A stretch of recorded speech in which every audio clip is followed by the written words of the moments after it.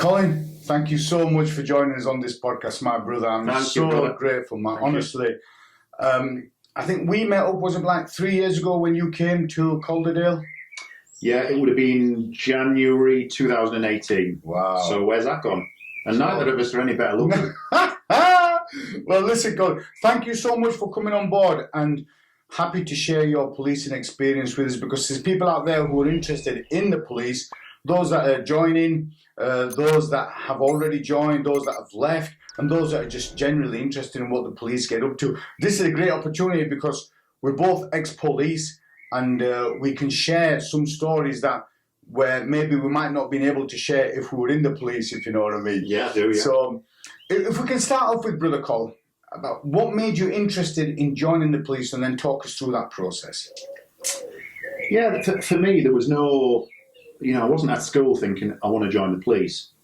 And my first sort of port call was I wanted to join the Royal Marines. Really? Yeah, and that was something that I had a go at. And at the time, I'd not long lost my dad, so I would have been very homesick. And I think it would have been, I know it would have been a bridge too far. So, but I had thought, after leaving school as well, I'd seen some things on the TV that involved the police, and I thought it would really quite intrigue me with some different investigations and different things that were going on. That sort. So, brother, you're a busy guy, you know what I mean? Oh, sorry. And how old were you then, Brother Col? So I would have been about 17 to 19 when I'm going through that process.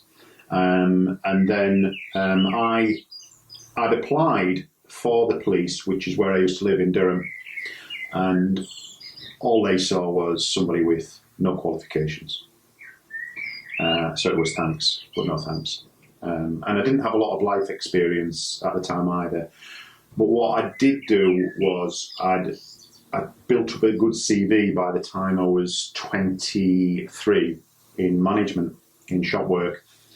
And so I had to make a decision when I was 23. I was either going to move to a different company, or I was going to give it another roll of the dice, the last roll of the dice with the police. And I was still had that sort of inkling, that interest. It wasn't with me all the time, but it was a feeling of, I think it could be for me. And it wasn't like any family members were in the police? No family members, no history of anybody being in police.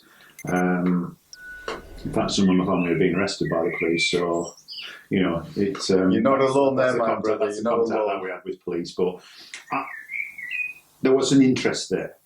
So I decided, I thought, I'm going to give it a go, but by this time I'm in West Yorkshire, I'm living in West Yorkshire, so I applied to West Yorkshire, and they obviously look at the CV rather than the academic qualifications, of which there wasn't any.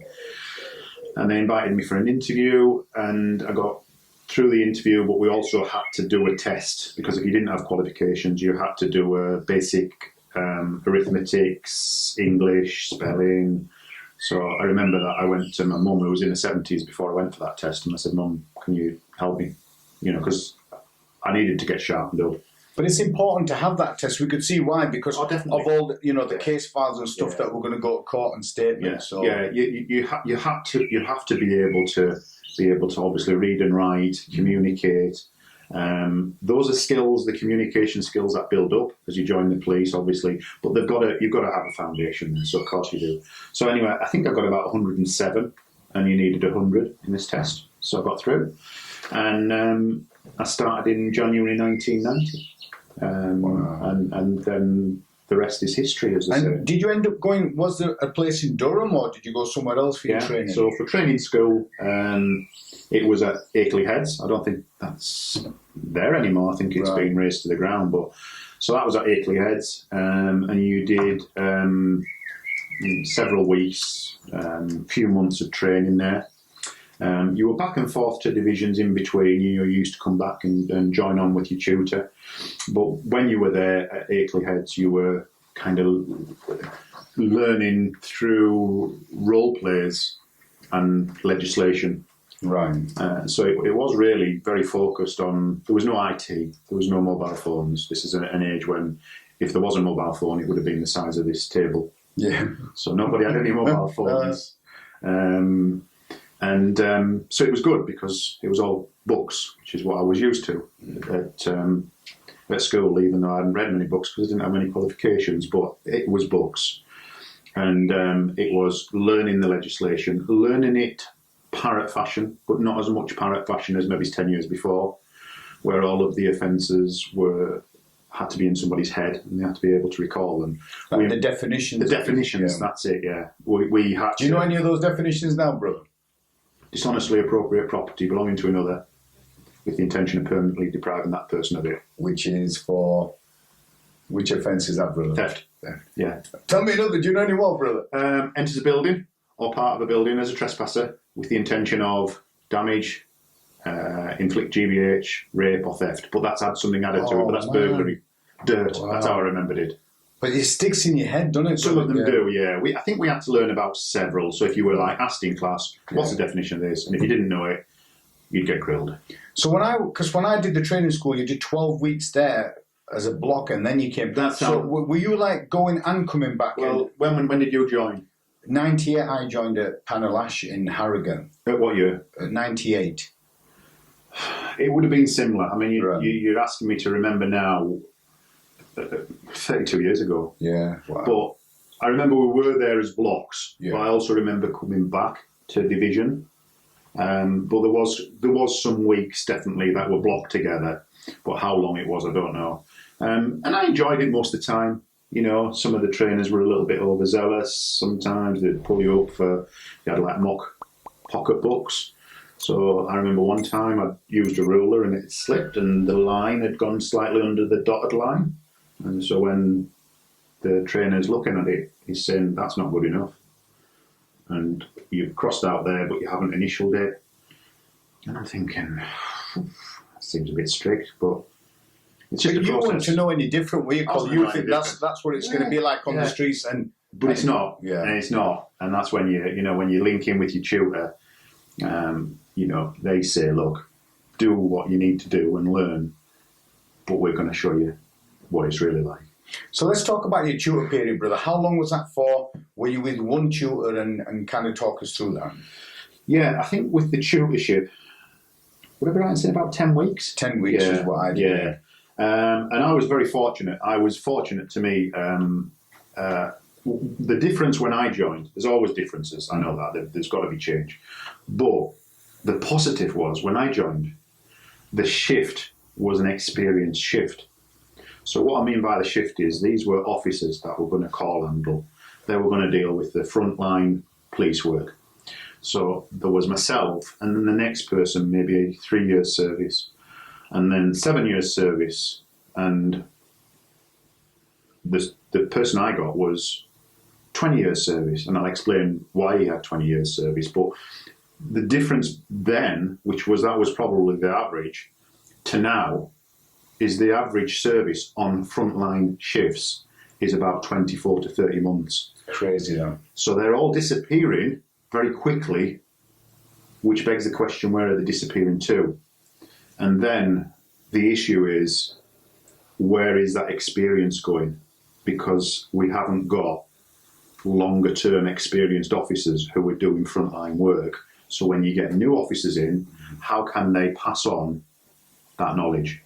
Because it's not there. Could it be disappearing to, brother, where there's more little departments that have been created, whereas before, once you'd done your tutoring and you were on the team, and then after 2 years you could apply to go to traffic or CID, whereas now there's more departments now that you could go to whilst you're still in your probationary period, right?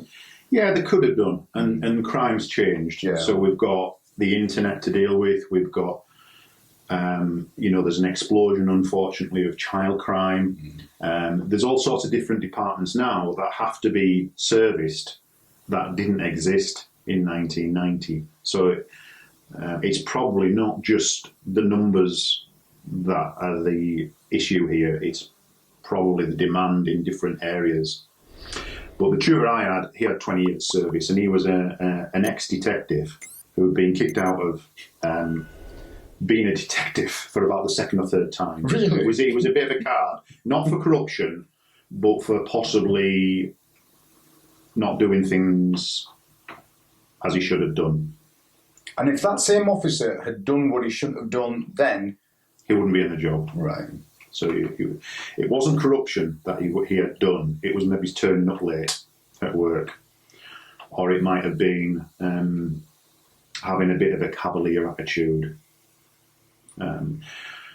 But his loss was my gain, because he'd been put into uniform, which was seen and probably is seen still as a punishment, which, you know, it's perplexing as that, because frontline policing, They're the tip of the sword, aren't they, brother? they're the tip of the sword, and that's where the hardest work is done. And that's where the biggest pay should be, because those guys who do that, the boys and girls who do that job on a day-to-day basis, they have got the biggest pressure in general. I know there's some other departments, child abuse, etc., which do carry an awful lot of mental angst, and I'm not decrying that, but day after day after day, call handling, especially with today's demands, is exhausting. So they're the infantry, aren't they? They're the infantry, You know what I mean? and they get very little reward. Very, very little reward for that. So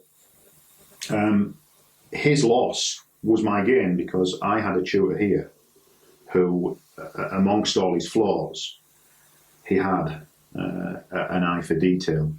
And a wealth of experience. And a wealth of knowledge, experience. So I remember a job that him and me went to, and so I'm still wet behind the ears. And I've just got out of training school, and maybe got 4 or 5 months in the job, but a lot of that's been at training school. And we get a call, and unfortunately this call probably wouldn't be serviced now, because there wouldn't be enough people to go to it, and if they did, it may get finalised very quickly. But the call was from a neighbour of an 87-year-old lady saying, "I'm worried about my neighbour. There's a man at a door, he's shouting, and he's demanding money." So we get there, and when we get there, there's a transit van with ladders on. There's a tree that's had some of the branches lopped, and 2 young children, 7 or 10, and then this big gentleman who would appear to be part of the travelling community. So we separate both parties. The lady is very articulate, and basically what she's saying is that, yes, she's agreed for him to do some tree work, but he'd agreed £20, which in 1990 was probably a reasonable amount. Sure. So he sends his children up the tree, they lop the tree. Well, this 10 and 7-year-old. That's the one. Right. And then when that's done, we're done, missus, £200. And she says, "I didn't say £200. "Oh, yes, you did." And then there's some threats made. I don't want to decry today's officers, because they haven't got sometimes the time or the knowledge to know how to deal with some of these jobs. But Tony, quite clearly, he was alert with this one. We've got a vulnerable lady. We've got somebody who clearly is intent on deceiving her. So he arrested him on suspicion of trying to obtain money by deception. So we got the 2 children to a family, so they were safe. The vehicle was parked up. I don't think there was any particular reason to seize it. And we took him into custody. And we went back, and Tony got this statement. It was about a 3-page statement off this old lady. And we got a statement from the neighbour to say what she'd heard. And then we interviewed this guy. And the interview lasted a long time, about an hour. And that would have been the cassette interview, wasn't it? Cassette interviews, yeah. And I'm thinking, it's taken a while, is this interview? You know, because for me, there's just one thing to prove or disprove. Yeah. So we put him back in his cell, and then we have a scrum down, and Tony says to me, he says, do you know why I interviewed him for so long? And do you know why I asked him so many questions? And I said, not really, Tony, no. I said, if I'm honest, I said, I'd have gone straight away, because I know what the offence is, because I've looked at it in the book, and the points to prove are that he deceived her. You know, he did something to deceive her. So it was the cash. So he said, yeah, you're right. But he says, if this case goes to court, He said his solicitor, bearing in mind it's word versus word, he says his solicitor or barrister is no doubt likely to claim that we've got an 87-year-old woman. She's not a liar. She's truthful, but she's misheard because she may be a little bit deaf. Right. She may not fully understand what's being said. Now he says, have a look at the questions I asked him in the interview. Did you turn up at her house in a white van with an orange light on? Yes, I did. Did you have 2 children with you? Yes, I did. Did one of those children have a black baseball cap? Yeah, they do. When you knocked on the door, could you have used the terminology, do you want your trees lopping, missus? Yes, I did. And this went on for 19 questions. Wow. The 20th question was, you told the lady it was £20. No, I didn't. It was 200. So he said, unwittingly, what he's done is he's made Miss Miggins a more than credible witness, because 19 of the questions that was asked about recollection, she's got 100% right on his own admission. The only one that she's got wrong is this one. Why is that? Wow. Simple. Yeah. But that opened up a new world for me. And the other thing, he said, and I'm not happy with him. He says, I'm not happy with the details he's given. And at the time, we didn't have electronic fingerprints. So it was paper.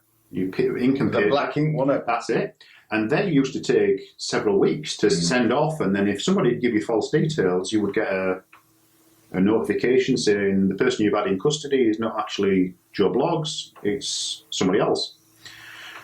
So what we did was we charged him with the offence, and he was then fingerprinted and he was remanded. It wouldn't happen today, would it?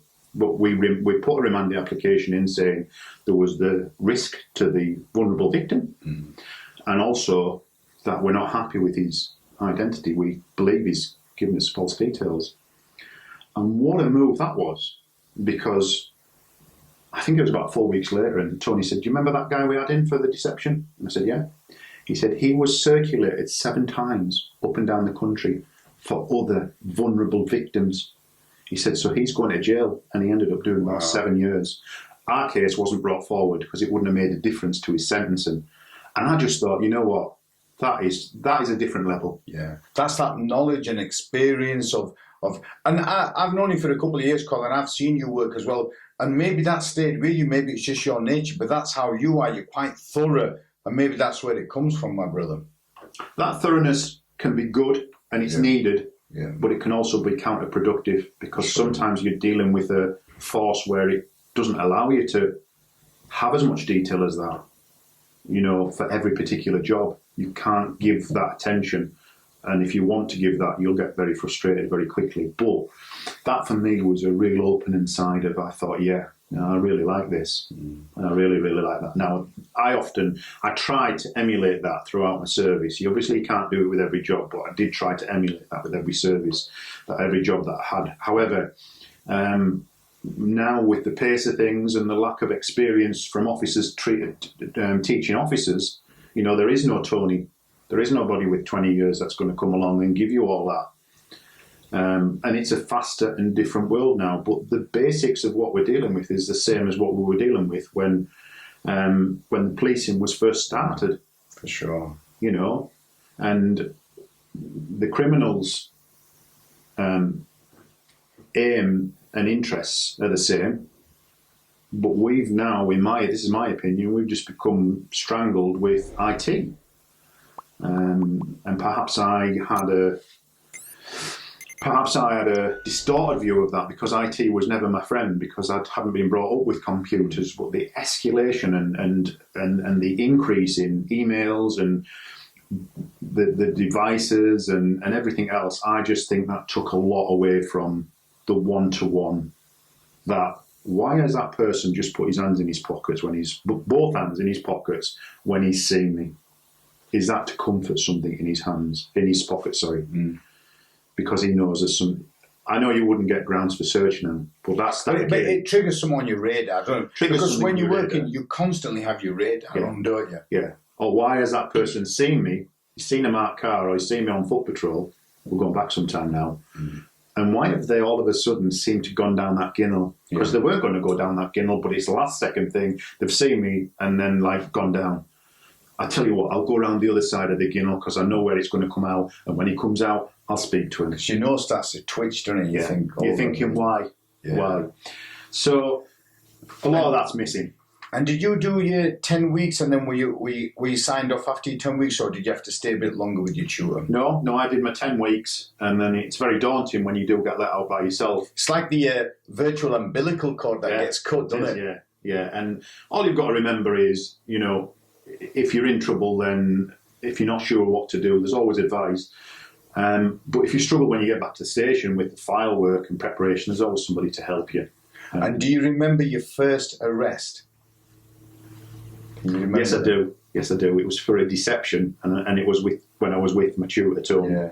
And it was quite a complex deception with checks. But fortunately, Tony helped me with the paperwork and the inquiries. But it was nerve-wracking, you know. And to actually say to someone you're under arrest, and then you're having to memorise the caution. Did you get that right, brother? I believe I did. It was a bit different to the one now, wasn't it? But it was very daunting. But it's like anything. When you start to do it again and again and again, and you start to build up your confidence, and it was a good pace. When I joined in 1990, it was still a good pace where you still had time to learn. And you still had time to look at things in a lot more detail than what you would do now. Sure.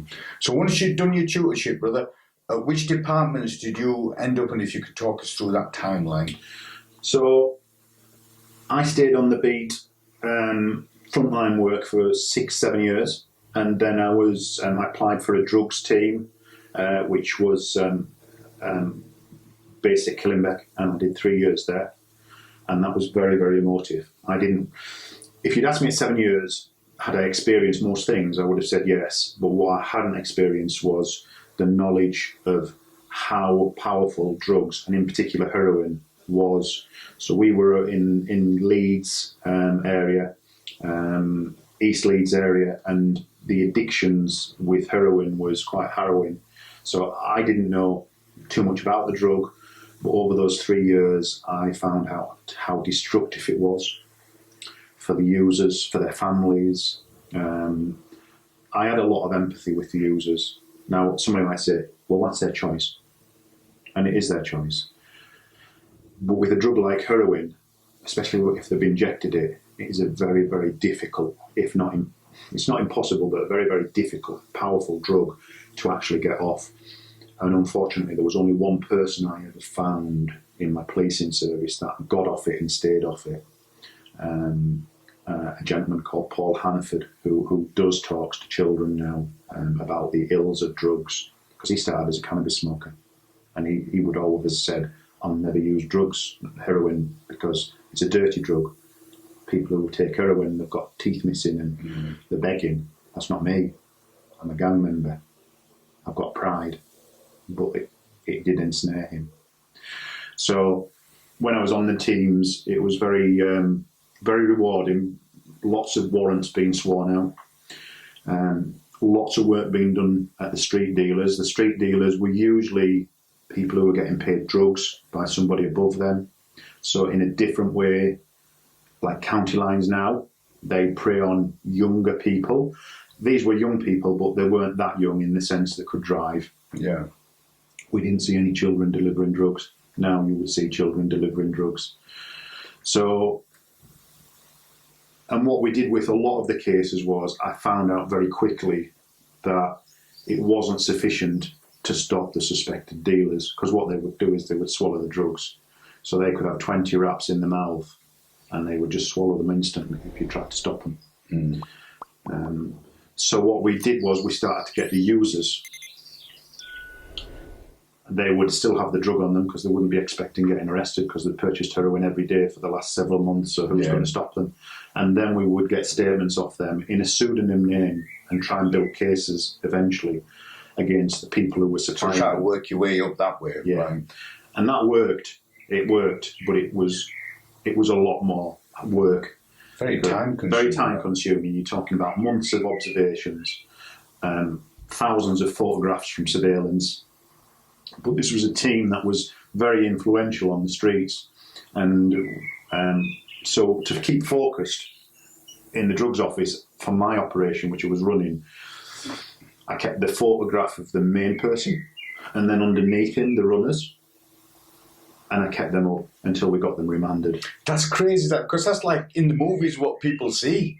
Yeah. Untouchables. Yeah. That's what the operation was called. No. Because I'd watched, not that I'm Elliot Ness, but I'd watched that and I thought, wow, what a way to go about things. But it keeps you focused, Keeps doesn't you it? focused. Yeah. So, and we were getting them remanded because it was still a time when if you explained to the magistrates what they were involved in and the damage that they were doing to people's lives, we had that done very eloquently on the remand application. So although we never was recovering massive amounts of drugs at any one time, we could show through the other layers, through the photographs, through the statements from pseudonyms, we could show that there was drug dealing every day over a period of 3 months that we'd been looking at them. And so that was a baptism of fire, because had you said to me before, do you think heroin is a really influential drug, I'd have probably said, I'm not sure. I'd never noticed before I started doing this why people were hanging around 7 to 10 to 12 people in a queue around a phone box. Yeah. You know, there was no more, well, there was mobile phones, but the users were using the phone boxes mostly. Why were they there at 10 o'clock in the morning? Well, they were there because that's when they wake up on the morning and they're aching for the drug. Yeah. And the drug dealers' rounds usually start at about 10 o'clock. Right. So when we were doing observations in Saxon Gardens in Leeds, we were getting in the flat, you know, an occupied flat, at about 6 in the morning, because we knew if somebody saw us going in, they would tip the dealers off because it was all tight. So you'd go like 6 in the morning? 6 in the morning. So then we'd go, and I'd have my mate, and I'd have the photographer. And this was a furnished, slightly furnished flat. Obviously, it belonged to somebody at some point, but the council let us use it. Yeah. And it had chairs, so I just said, just catch a nap until it's time. And it seems crazy, doesn't it? But you know what we were going to do for 3 hours. We were all set up to go, but we knew it was 10 o'clock.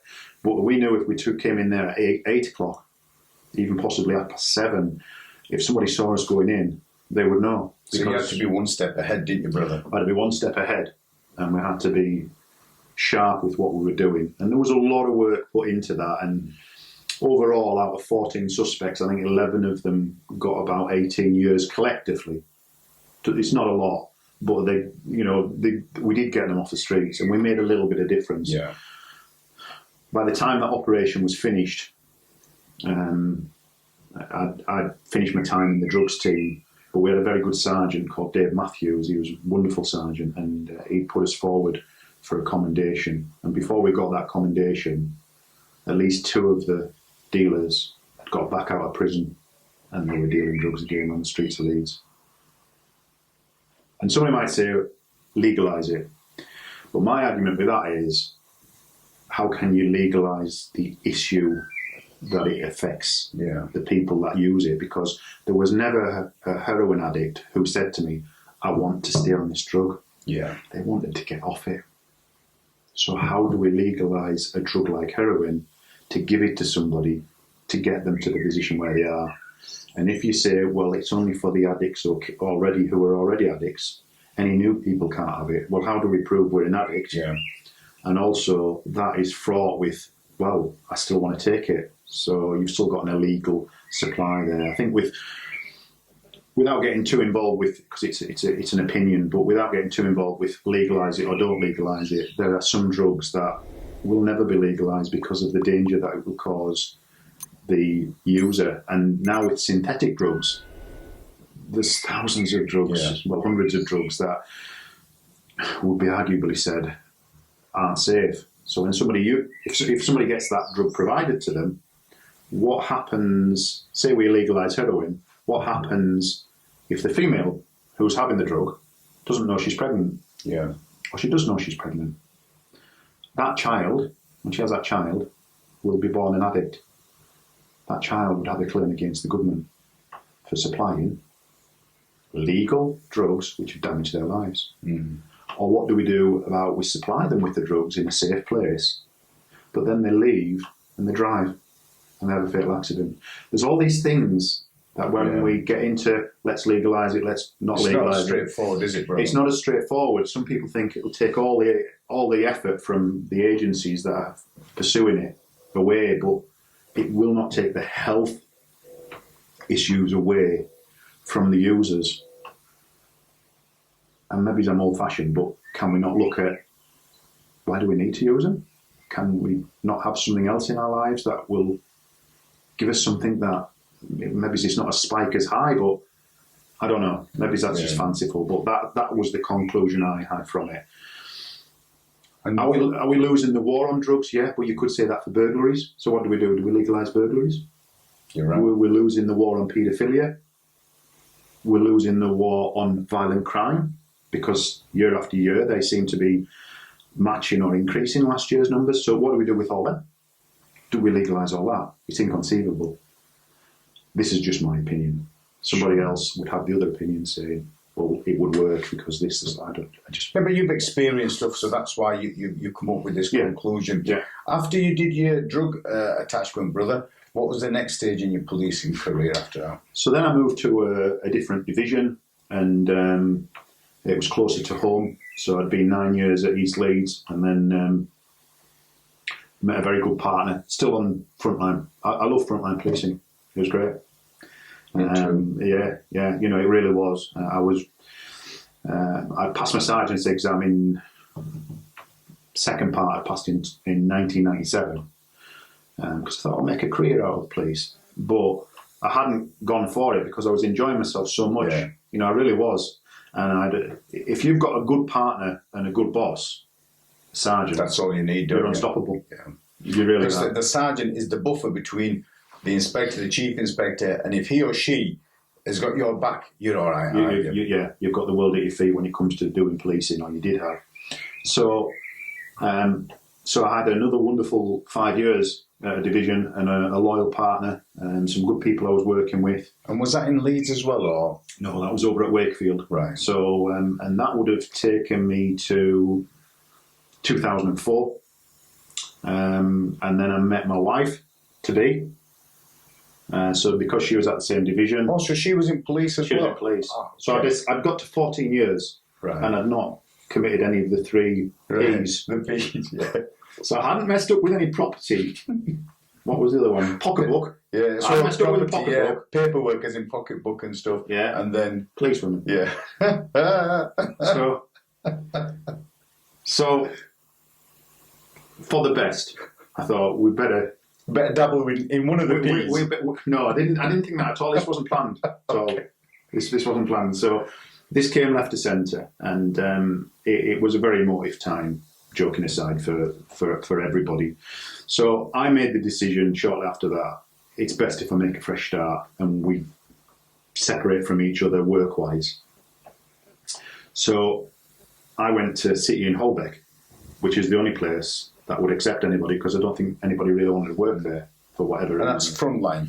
Frontline again. And so I've kind of had about 14 years service. I did another year on frontline there, and then I joined a neighbourhood policing team, and that was fantastic. Was that Betterson's baby? Like would it have been? Yeah, we're talking about 2005, so it would have been neighbourhood policing team. It's like the wheel keeps on going round. Yeah. So what used to be policing, and you had a regular police officer, they tried to recreate that. And in some ways it did work.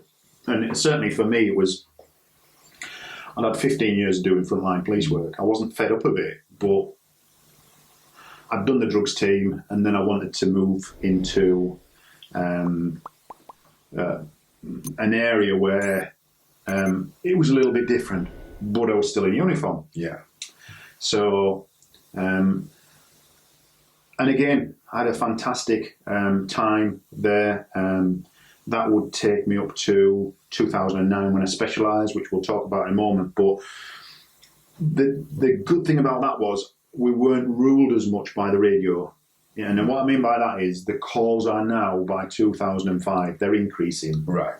You wouldn't be like when I started at Garforth. It wasn't Sleepy Valley by any means, but you could quite easily get to Tuesday or Wednesday night of a 7-night shift, even Thursday if you were lucky, and you wouldn't have had a call on the radio. It just seems impossible now, doesn't it? Oh, 100%. But Garforth was not a division where it was like just Sleepy Valley and Kippax and Ledsham and Ledston. It also covered Swarcliffe, which is one of the biggest council estates in Leeds. So, that's where we got our calls from the council's estates and the big sort of population area, which had its own issues. And then we had some of the Ledsham, Ledston, Kippax, Swillington. So masses of hundreds of thousands of people. It almost seems impossible now that we actually went for days with that. But of course, again, no access to mobile phones. And arguably, was it a time when there was less reported crime? Yeah, there was. There was less reported crime at that time. Was it safer? It felt as though it was safer, but it still had its dangers, like any time in the world has had in society. So on the neighbourhood policing team, I found I could then hone some of the skills that I'd learned from Tony. I'd learned from my tutor, Tony, and I'd learned from experience. And so an example of that will be well-known criminal driving around in a Bentley one week, and then £70,000 Range Rover Sports. Wow. A Mercedes convertible that was about £110,000. So I'm thinking. So that criminal won't hold him back in showing the lifestyle, will it? Yeah. So I'm thinking he lives on our area because by this time I was at Morley on the neighbourhood policing team, and he lived at an address that we covered. But a lot of the sightings were in the city, in Leeds. And so I started looking at him and thinking, doesn't look as though he's got a job. When he's being stopped, hire vehicles, lease vehicles, he's got the documentations, he's got a driving licence, and he's got insurance. So a lot of people would think, he's legit. So he's getting stopped. Yeah. If they dig a bit deeper, they put on the report, we check with the hire company that he's the hirer and he's got it for the weekend. So I'm thinking, that doesn't sit right with me. Something's going on. But some people would leave it at that, whereas that's that little bit of Tony coming in, isn't it? That's that little bit of Tony thinking, right, you're in a position now, you're not being ruled by the radio, do something. Do something. But what are you going to do? What are you going to do? So I had a little bit of a briefing with my mates in MPT, and I said, next time we see him in a sports car, we're going to stop him. And we're going to dig deep. So it didn't come long. About a week later, he's in I think it was a Bentley, and he had the top down. And there's two other people in the car. So we're in a Mercedes, massive people carrier. So I'm thinking, if he wants to burn off, he's going to burn off, but he couldn't drive. Right. He wasn't a good driver. So we try and stop him, and he has a little attempt at failing to stop. Okay. And it obviously gets a little bit hellish for him and a little bit skittish, so he pulls up. But then the rear seat passenger runs out of the vehicle. He's the one probably with the drugs. Sure. Okay. So my colleagues go after him. I detain the two men. We end up arresting him who'd run off. But by this time, the drugs have been discarded. And they're all arrested. on suspicion of theft of the motor vehicle and also failing to stop. Wow. I'm saying suspicion of theft of the vehicle because he's failed to stop, and also there were some inconsistencies with the paperwork that he had for this hire agreement, and there was nothing that he could prove at that time allowed him to drive a £100,000 vehicle. And it's not normal behaviour. He'd made the mistake of trying to escape. So it's suspicion, reasonable suspicion. So we get them into custody, and we interview them. We've seized the car, which is good, so that's safe. We interview them. Two of them no reply, but the person who had hired the car said, "That's hired." But do you think that's because that person thought, well, they can't get me on anything, so I'm just going to say to me, that's it. And they were hardened criminals, and they just weren't going to help at all, and they didn't want to probably implicate the driver. So the driver comes and says, "Yeah, I know I couldn't prove that I've hired it, but actually, if you do get in touch with this hire company instead, that's where it's from." So, but that whole exercise ended up with me doing my longest shift ever in the police. It was 25 hours. 25 hours? Yeah. So we'd started duty, got these arrested, got them booked in. Bearing in mind there's 3 people to book in at Bridewell Police Station, so there's a queue, which took us about 3 hours to get through. Then they all want solicitors. So by the time we work out who the solicitors are and when they can get there, that's going to be 1:30 in the morning. So I remember speaking to an inspector at Bridewell and saying, "Can we put them to sleep and interview them in the morning?" Because we've been on for 12, 13, 14 hours. And for whatever reason, he said, "No, I want you to interview them." Because he was obviously thinking about them rather than us. Right. Thinking, I don't want them keeping in custody until these come back on, which would have been permissible. It would have been within the clock, and it's the sleeping period as well. There's an argument to say we shouldn't have been interviewing them during the night time. So we work on, there's 3 of us, and we don't get finished until 25 hours later. So from when we started to when we finished. So it was probably about 8 o'clock, 9 o'clock in the morning, which was crazy. I started at 8 in the morning the day before, and I was finishing at 9 o'clock in the morning, 25 hours. It was madness. And I remember Chief Inspector was really furious about it. Not with us, but really furious, and sort of offering to give us lifts home. And I just wanted to get home. I put the window down, or I was really shot. I was almost sick with tiredness. So anyway, we'd come up against a blank wall. It's a hire vehicle, but had we? What I had was something now for the hirer of that car, for the owner of that car, to have to come in, because they're not going to leave a £100,000 car in police custody. So this guy turns up, young guy, and he runs this leasing company that works on behalf of another leasing company. And I bet he's thinking he's got it boxed off, there's no drama. And he has, because he's all legal. Right. He's registered as a business, he's paying income tax, all the rest of it. But what he is, it's very helpful for me, because I say, right, I need a statement from you, and can you detail how many vehicles this guy has hired off you? Oh, sorry, just going back to the 25-hour shift as well, we had to do 3 house searches. Wow. And in the driver's house search, we found £2,000 hidden in a safe. It was an underground safe. So not a massive amount of money, but £2,000. So right. So I get a detailed statement off him, just like Tony would have done. And we detail from point A to point Z how many cars he's hired, how he knew it was him, so he's producing his driving licence, how much these cars were. Some of these cars were £2,500 for 3 days hire. Wow. So he'd hired, with the cash we'd just seized, he'd hired and used up about £14,000 just in that period there. This was vehicles we only knew about. He obviously was using different hire companies that I never found out where he was getting them from.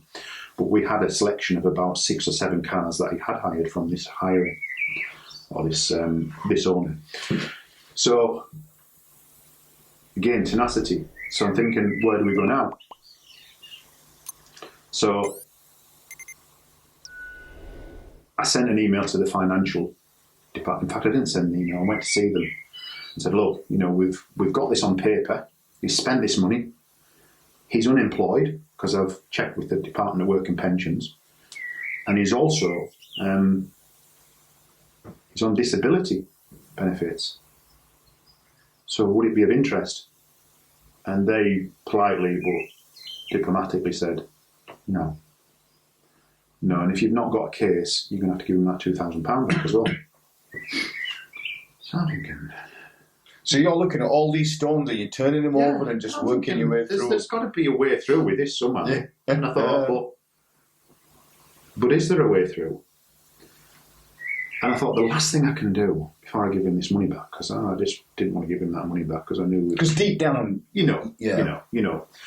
And the other thing from his house as well as the cash, we had a letter that we'd seized from the Department of Work and Pensions that outlined that in the past he had knowingly deceived them of over £20,000 in benefits.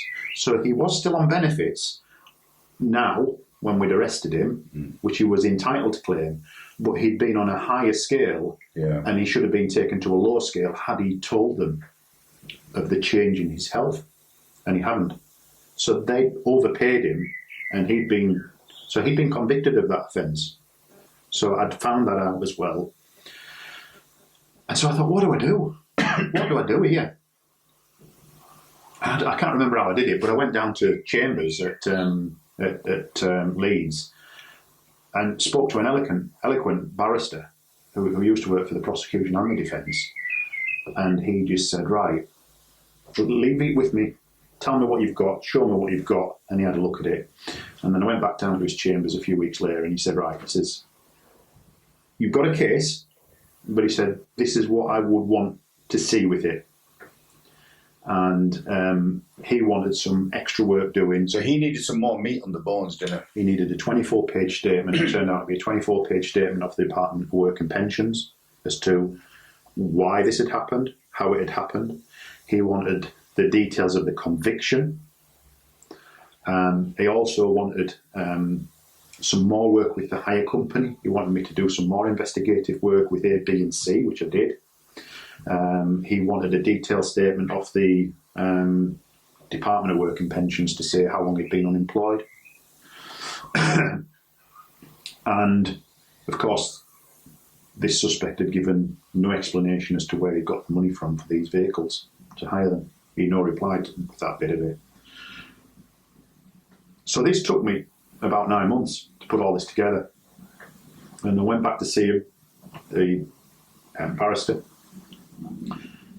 because we couldn't just charge him with money laundering based on the fact that he was obviously using money that we didn't know where it was from. Yeah. Because I think there was a stated case at the time where the police had done that, and it had been appealed, the conviction, and the suspect had, or the defendant, had won the appeal because part of his human rights were, I don't have to tell you where that money's from unless you can say that there's some criminality involved. Right.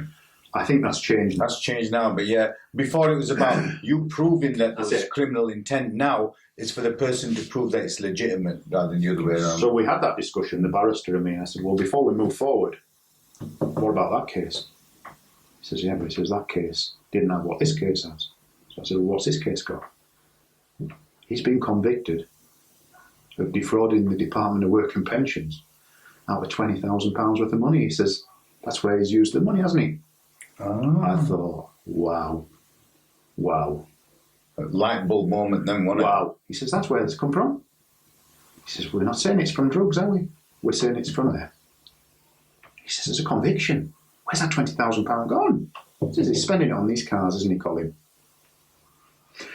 So, get an operation, smash his front door off, in the house. This is now a good year after his original arrest. He's thought it's all ended. Yeah. The only thing he's bugging me about is he's demanding, I want this £2,000 back. I'm getting solicitors' letters every month saying you will be charged interest with blah, blah, blah, blah, blah. So I've got all that to... Unbeknown to him, you're busy working, brother. We end up charging him. He no replies. We end up charging him with the offence of money laundering, several offences of money laundering. Normally, that would have a happy ending. We'll never understand why the case on the 11th hour before it got to Crown Court was pulled. Right. But I did speak to that barrister who I'd spoken to. He wasn't running the case, but he did ring me back and he says, I've spoken to the prosecutor. He says, and what I will say to you, Colin, is this case has been pulled for sensitive reasons. But he says, that has nothing to do with you. It has nothing to do with the investigation. But he said, do not ask me what the sensitive reasons are, because he said, I will not tell you. So there was a bigger picture there, wasn't there, brother? There was a bigger picture there, and we can only surmise what it was. You can't win it all, can you? No. But what we've done is, he wasn't driving around anymore, and never did afterwards in £100,000 cars. We've made a stand, and rightly so, because the impression that he was giving younger, impressionable children and youths was, look at me. Yeah, follow my chosen profession. Follow my chosen profession. Work for me. Yeah. So in our own way, we've been successful, and that just again shows you that this was an era when that could be done. Towards the back end of my service, I was on an NPT, and yes, we still had time to do things, but I don't think I would have had the time to be able to delve as deep as that. But that needed delving as deep. But the next department to do it, the financial department, they didn't knock that back to me because they were lazy. They were just over inundated with tasks that they were dealing with themselves. Yeah. So how long were you on that department, brother? And then where did you move on after that? So from there, that takes us up to 2008. So I've got like 18, 19 years in the job now. And I'm thinking, you know, in the past I wanted to be a dog handler. That's hard to get into, so I'd had a crack at that and not got in. I'd applied for stuff like dog handling, mounted section. They're hard to get into, aren't they, brother? And I was kind of thinking, you know what, I'm probably not going to be able to specialise because there seems as though there's these roles and they're very difficult to get into. And just as I'm thinking about maybe having a second go at the dog section, a new role comes out, Regional Roads Crime Team. Now, this is a new idea. 4 police forces, West Yorkshire, North Yorkshire, Humberside and South Yorkshire. They join forces with the top police vehicles and 8 officers and a sergeant and an inspector from each arm, from each force. And they're going to make up this roads crime team that's going to help surveillance teams stop cars, that's going to look at cross-border criminality. I'm thinking, wow. So if someone were to look at it now, would that be similar to like interceptors or? Interceptors on a bigger scale. Right. On steroids. Interceptors on steroids. We'll let the ego smash itself here. So I'm thinking, wow. It was like putting the lottery on. Wow. You know, I just thought, I'm going to put my application in, but one of the stipulations is you don't have to be in traffic, right? But you have to have an advanced driver's course. And did you have an advanced driving? Right, okay. So anyway, goes for my interview, and it was up in North Yorkshire, up at their headquarters, which is beautiful. And I met a guy there called Mr. England, Inspector England, really nice guy. And I remember I got into the interview, and after a few minutes, I'm thinking, what shall I say to tick these boxes? Because they all have different competencies. Yeah. And you can see, he just said to me, he said, Colin, he said, just tell us about who you are and what you can do. Yeah. And I thought, right, come on then. And that got me sold. And I sold myself. Yeah. I didn't oversell myself. I just said, this is who I am. Anyway, 2 weeks later, I got the letter. I thought, I know what it's going to say. It's going to say thanks, but no thanks. Opened it up. I'd got in. How did you feel, brother? Oh, I just thought, wow, I can't believe it. But it was subject to passing this advanced driving course, which is 4 weeks, very intense. And the snippets I'd had from Crofton when I'd gone either driver training or had a refresher was some of the instructors could be quite deadly. If you had a difference of opinion with them, the pen is mightier than the sword.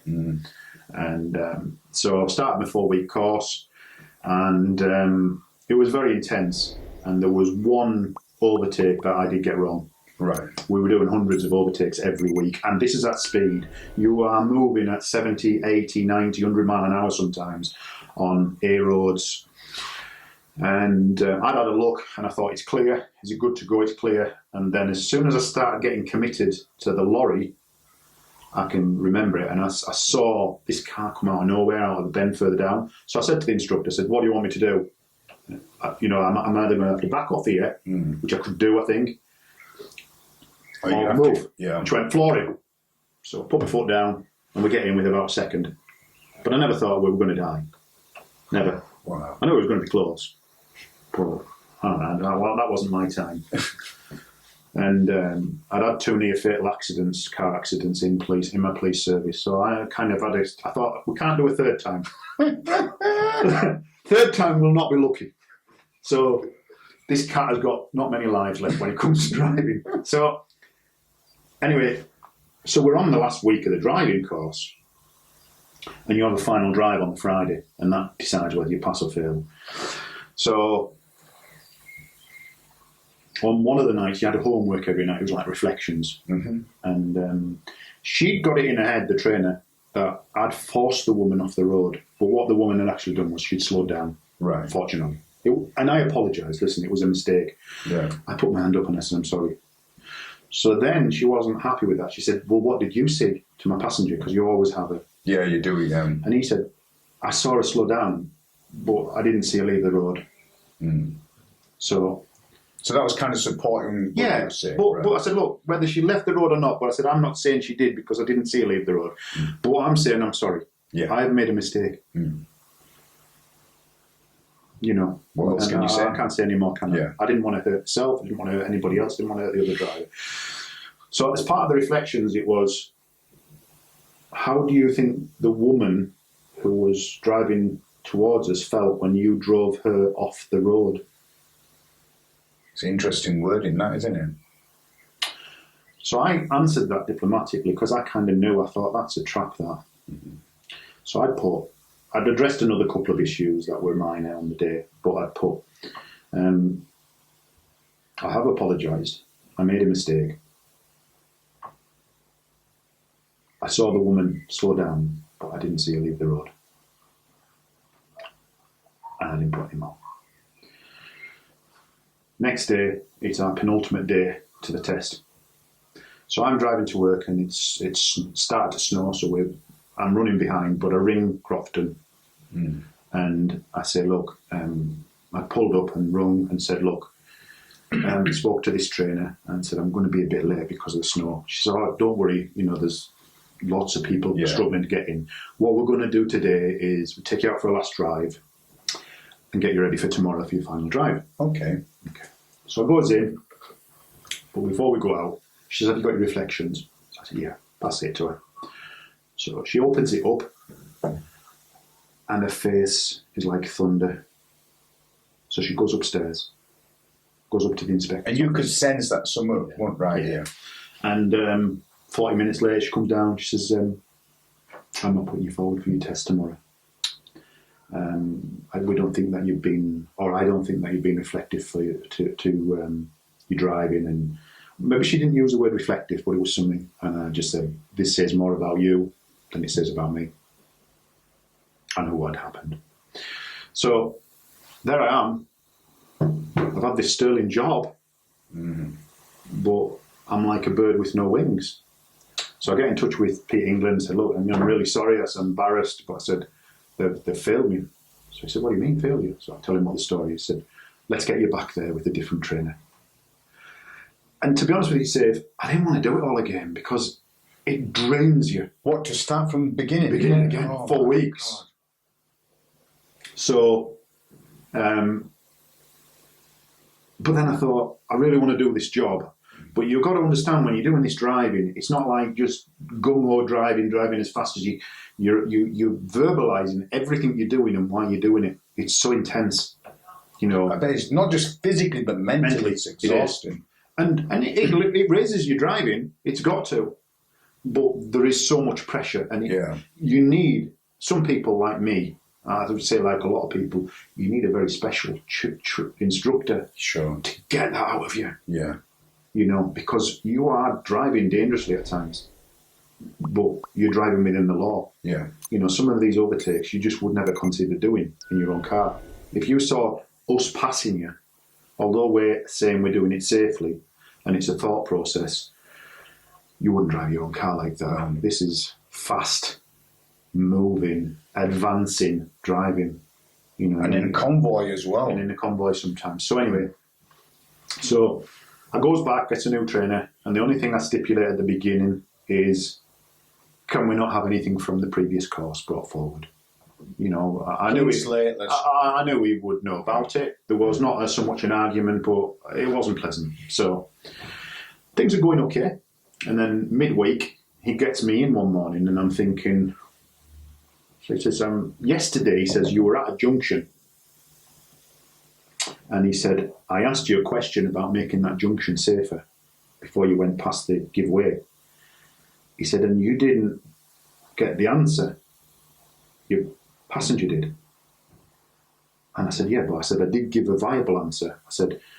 I said there was a hole in the hedgerow and you could actually see some vehicles coming, so you could use that hole as a sight line. He says, yeah, but that wasn't the answer. He says, I wanted the answer of putting your window down so you could hear things. So I said, well, what we're coming to here? And then he dropped it. He said, well, your previous instructor said that she asked you the same question when you were on your course here 6 weeks ago. So I'm wondering why you didn't get the answer. So I said, I'll tell you what answer I'm going to give you. I'm going to tell you that you've breached confidence, that I'm worried that she can remember that, because I can't remember every question in 4 weeks, but also more concerned that you've got together and that's being used as a negative. So I said, I'll tell you what I'm going to do. I'm going home because I'm not staying here for another 2 weeks because I've had enough. You know what? There was a guardian angel outside that door, because when I walked out, the cars, when you train, they're usually in twos. Not all the time in twos. You'd go separate places, but there's 4 officers that are getting trained at one time, two officers in each car. And Bob was an old-style cop, and he saw me leaving, and he said, where are you going? So I'm going home. He said, what do you mean going home? So I tell him what's happened. He said, you stay there. So he went in and had a word with his instructor. And an hour later, he comes out, and he says, you won't have any more problems. What? So I gets back in the car. With the same instructor? With the same instructor, who kind of said, you took that the wrong way and it wasn't what you thought. But I said, look, I don't want to talk about it. I says, all I want to do is just do my driving. And I said, I've forgiven anything that you think I need to forgive. Not that you probably think I need to forgive anything. But I said, I just want to do my driving. Yeah. And it was like a weight then had lifted. And I remember going on my final drive on the Friday, and there was a sergeant there who sat with me, and he sort of give you this spiel before you set off. And he said, if I say you failed, you can appeal. I said, I'm not going to appeal it. I said, I'm going to take whatever decision you make today. I says, I'm going to take it. Because I said, I'm at the best here that I can be. So we cracked on, and an hour later, he asked me to pull up. And there's silence in the car, and I'm thinking, here we go. 8 weeks. I've been 8 weeks of 8 weeks of driving, like, you know, it's drained me, but I'll give it a go. And he went, I'm pleased to tell you, it passed. Awesome, man. I could have shot through a roof. Yeah. So that then opened up the access of getting into the Regional Roads Crime Team. Just briefly, one other training side is doing your TPAC, Tactical Pursuit and Containment, where you box them in. Yeah. Well, that was fantastic. I loved it. And we started off on an airfield because it's such a dangerous manoeuvre. Yeah. You've got to get the confidence before you can start doing it lifetime on the roads. But basically what it is you've got 3 vehicles, but you've got to work as one. And when you're boxing cars in, you're coming across, especially the lead vehicle, the key to this is the lead vehicle has to get their position right. So in other words, right in front of the suspect's vehicle, the suspect vehicle should see the lead vehicle's bumper. Right. The second vehicle, even if vehicle one's got it wrong, should stay on the first vehicle's rear offside light. Right, okay. And stick with it. Even if it's wrong, it's got to stick with it. And then the rear vehicle should stick with vehicle two's near side light. Does that make sense? Yeah, it does, yeah. Because if vehicle two tries to correct something that vehicle one's got wrong, they're disjointed. So that were unbelievable. And I remember being, once we started getting on the motorway, I mean, it is made safe in the sense that there's a sterile area behind you because the vehicles will be stopped. But then you move on and move up, and you're moving up to 70, 80 mile an hour. And then all of a sudden you've got somebody, a police officer in a plain car who's a suspect. And he'll go on the hard shoulder, he'll try and move around. And you've got a passenger who tells you at the optimum point, now! And sometimes it's 90 mile an hour, and you've got to put that car right across the front of it. If something goes wrong, they're not going to end up in a box. You're going to end up in a box. You know, because the end result is they should be in a box. But you get that wrong, and there's real serious harm that's going to come your way. But so it's proper synchronised, isn't it? Oh, it's unbelievable. And to be effective at that, you've got to do it regular with the same officers, which unfortunately we've never seemed to be able to do. But you've got to do that regular because there's an energy in that. Yeah, there really is an energy in that. But so that was very interesting. And then it was dealing with. And have you had to do that in real time as well? Yeah, we've done it in real time with vehicles that have either failed to stop or were likely to fail to stop because of commodities that were on it. Yeah. So that really put me into a different level of policing where we were dealing with organised criminals, serious organised criminals.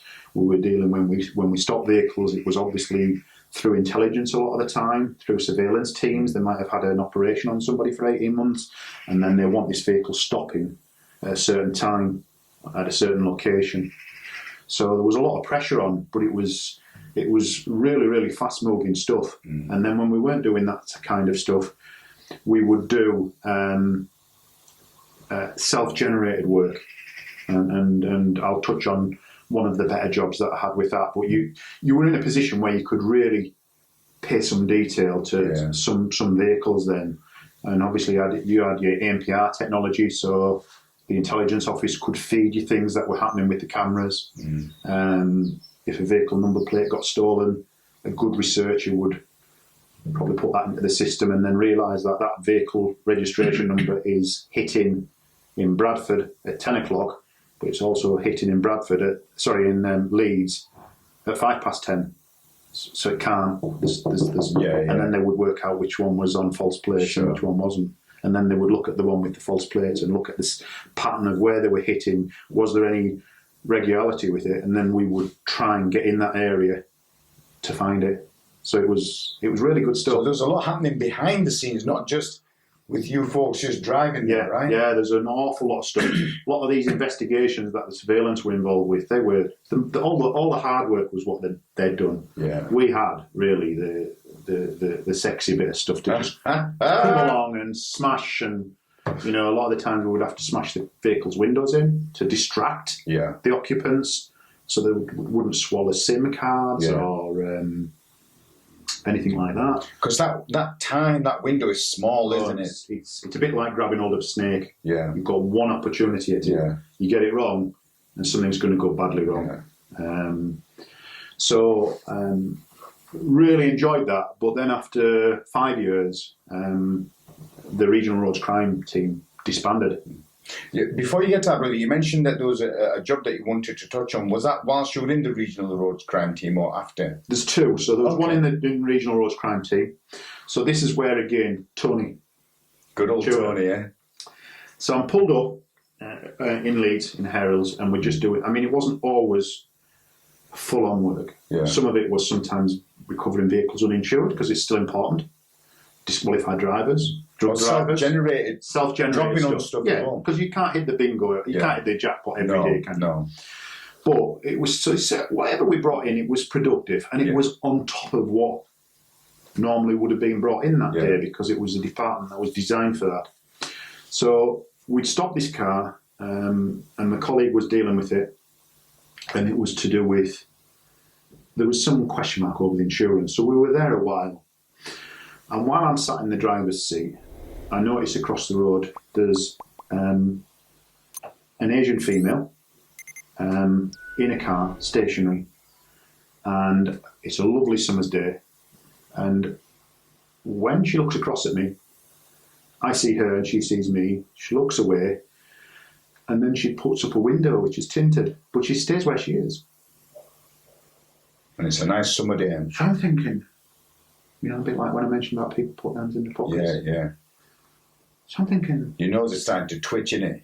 why would you do that? Yeah. But maybe she's just. Sometimes people are a bit worried about the police, but so I went over and had a little chat with her, and I said, you don't mind? I said, I think your windows might be quite, illegal because you can't see anybody. Yeah, but I wasn't really dealing with that. So I got some details off her. She got a license, insured, and there was a marker on her to say she was of interest to the financial investigation team. Okay. But these markers can be plentiful. They can be quite broad. Quite broad. Yeah.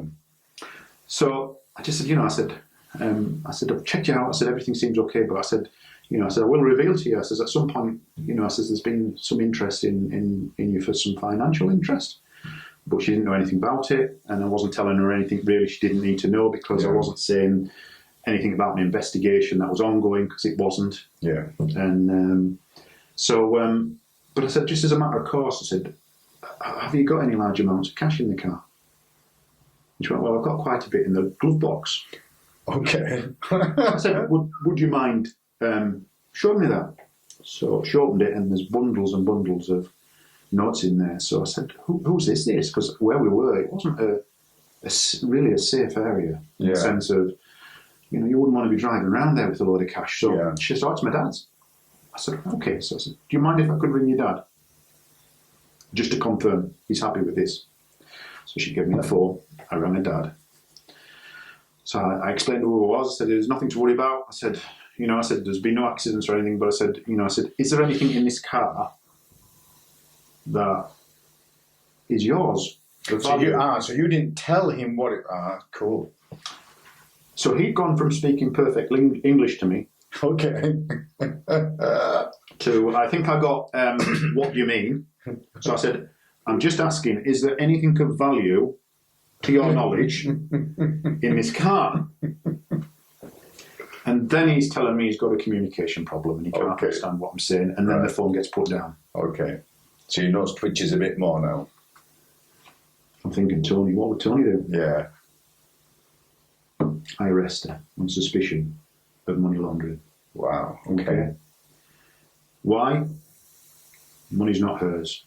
She says it's her dad's. He's not confirming that. She's nervous. She's worried. There's some officers that would argue and say that's not a reasonable suspicion. But I knew it was. I knew it was. It wasn't reasonable to have that cash like it was in that compartment there. And I knew Dad could speak perfect English. And I knew if that was my money and I was Dad, I would say, yes, I hope you don't mind, but my daughter's got several £1,000s of mine. And I know it might look a little bit odd, but the reason is she couldn't give a reason. She couldn't give me an explanation. So these were like those, Tony's 19 questions. That's the one. To get to the one. That's the one. So I know if she gets booked in and we find nothing else, unless we take that to civil court, which they may have done because there was quite a lot of money in there, then, but what we do get when we book her in is a key to a house. Yeah. And when we go to a house, we find £78,000 hidden in a purpose cupboard, cash. Wow. So I'm thinking, wow. And this is where the hard work starts. I've done the easy work. That was easy. That was the easy. That was initiative, but it was easy. Sure. Gets passed to a financial investigator who does a sterling job, because not only does the financial investigator look at the money, but she looks at her and Dad, because Dad gets arrested as well, and then they look at everything they've applied for and what they've done in the past. It's got 3 mortgages fraudulently and made £250,000 in those fraudulent mortgage applications. Wow. And all for a tinted window. Yeah. And that is That's what you join the police for. Yeah, That's for what sure. you should join the police for. But I would not have been able to do that had I not had that foundation. Yeah, 100%. And you only got that foundation because of Tony's knowledge and experience of all those years, whereas now it's different. People are just coming in 2-3 years and they're off into... The devil is in the detail, and it's still in the detail. So then, what year did you then leave Roads Police and where did you go? So we got disbanded. So it's a time of uncertainty. So that's 2014. Okay. So I'm thinking, where am I going to end up? And then they offer us to go to Calderdale.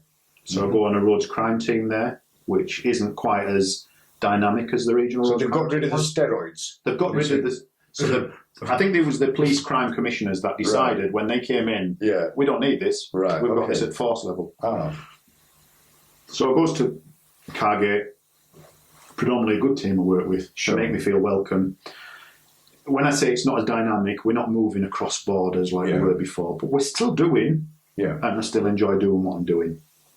I do that for just over a year, and then things get difficult at Calderdale where less people to do more tasks. Right. So one of the things you've got to do is become search trained.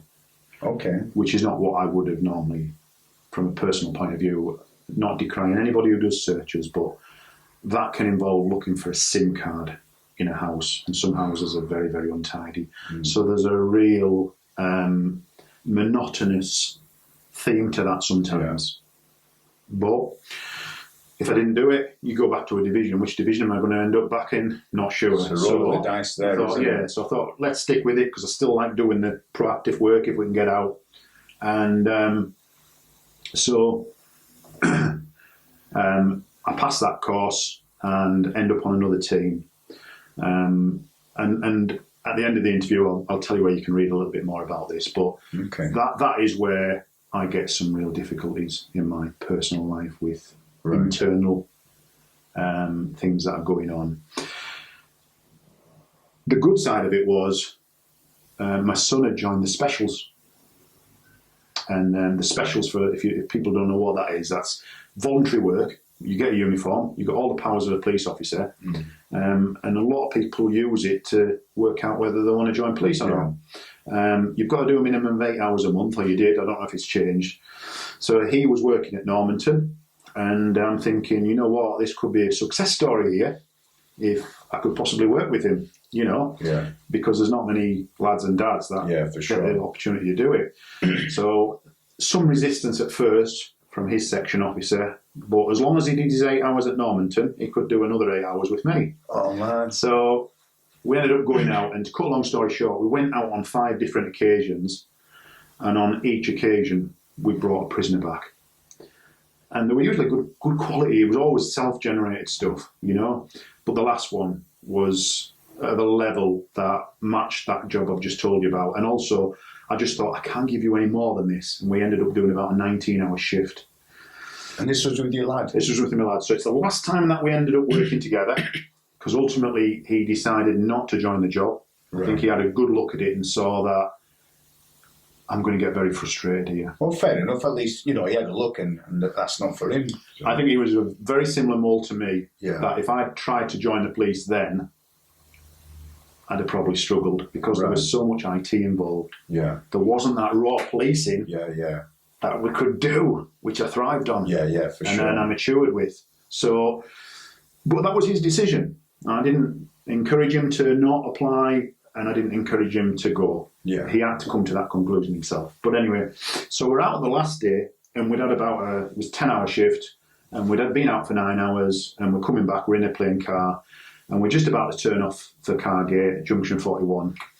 And at the time, there was the speed limit of 50 mile an hour, the average speed counts, because we're doing a lot of work. Right. So we're in a silver unmarked car, and this Audi whoosh, flies through, and it's probably doing about 70 mile an hour, 80 mile an hour.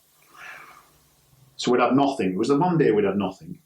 And it doesn't matter, because you can't bring something in every day. It's the tail end of the shift. It's the tail end of the shift. So I looked at him and said, what do you want to do? So he says, let's have a look at it. So we start creeping up, and eventually the driver must work out that it might be an unmarked police car. But he'd have got a ticket anyway because the average speed cameras, he was doing well in excess. So after a few miles, we're still in West Yorkshire. I've checked them through. They're from the northeast. Well, I'm from the northeast, so I know that journey. You're a Durham lad, aren't you? Durham lad. Yeah. So I've been up and down on that motorway thousands of times. So no markers on it. You know, we've done it all right. So there's nothing we need to be aware of before we stop that car. And pulls it up. 2 people in the car, driver and front seat passenger, both males. Driver's about my age. Front seat passenger's about 40. I separate them and get the driver to sit with us. So as he sits with us, get some details off him. I've got Nathan to get some details off the front seat passenger. And what's apparent is that there's a bit of an inconsistency with the story. So when I speak to this guy, the driver, I says, right, first of all, your speed. I'm tired and I want to get home. Well, where do you live? So he lives in the northeast, Newcastle. Right. Okay, well, where have you been? I've been to my brother's. Where does he live? Nottingham. What time did you set off? So he gives me an approximate time. What time did you get to see your brother? And you're coming back from your brother's at Nottingham. Yeah. So these are Tony's 19 questions out there. So this is just sort of, this is just getting a feel for it. Yeah. So I've listened to all this, and it was worked out that he's gone to his brother's because his father's just recently died, allegedly. But he's only had half an hour with his brother to discuss things. So I said, well, that's not a long time. Well, we don't really get on. So I'm thinking, if you don't really get on, why have you gone to his house? And it's some distance. Some distance. You know, it's over 100 miles. Yeah. So Nathan gets back in car, and I said, stay here. So I go and speak to the passenger, and bit by bit, the story's good, but it's wrong. It's not airtight. No, there's some inconsistencies with what the time is set off, where exactly in Nottingham it was, how long they stayed. The passenger said it was 2 hours, he said it's half an hour. So, checks them out on the computer. They're known for firearms offences, but no risk showing at the moment. Car's insured. He's got a driver's licence. He's going to get done for speeding because I ain't going to give him a ticket because it's going to be the cameras that get him. But every so often, I can smell a sweet smell from him. It was like not a perfume smell, but I can smell something. And I remember looking at him like I'm looking at you now. I said, you're lying to me. And I said, I know you're lying to me about your travel. He says, I'm not lying to you. I said, yes, you are. Like a game of cards. You know, who's going to put your card down first? Yeah, true. So I'm thinking, they're involved in criminality here. And the smell I could smell, I worked it out eventually. It was MCAD. Really? Yeah, it's quite an unusual smell. Okay. And I knew it was something, and it was my son who said, it's MCAD, Dad, that you can smell.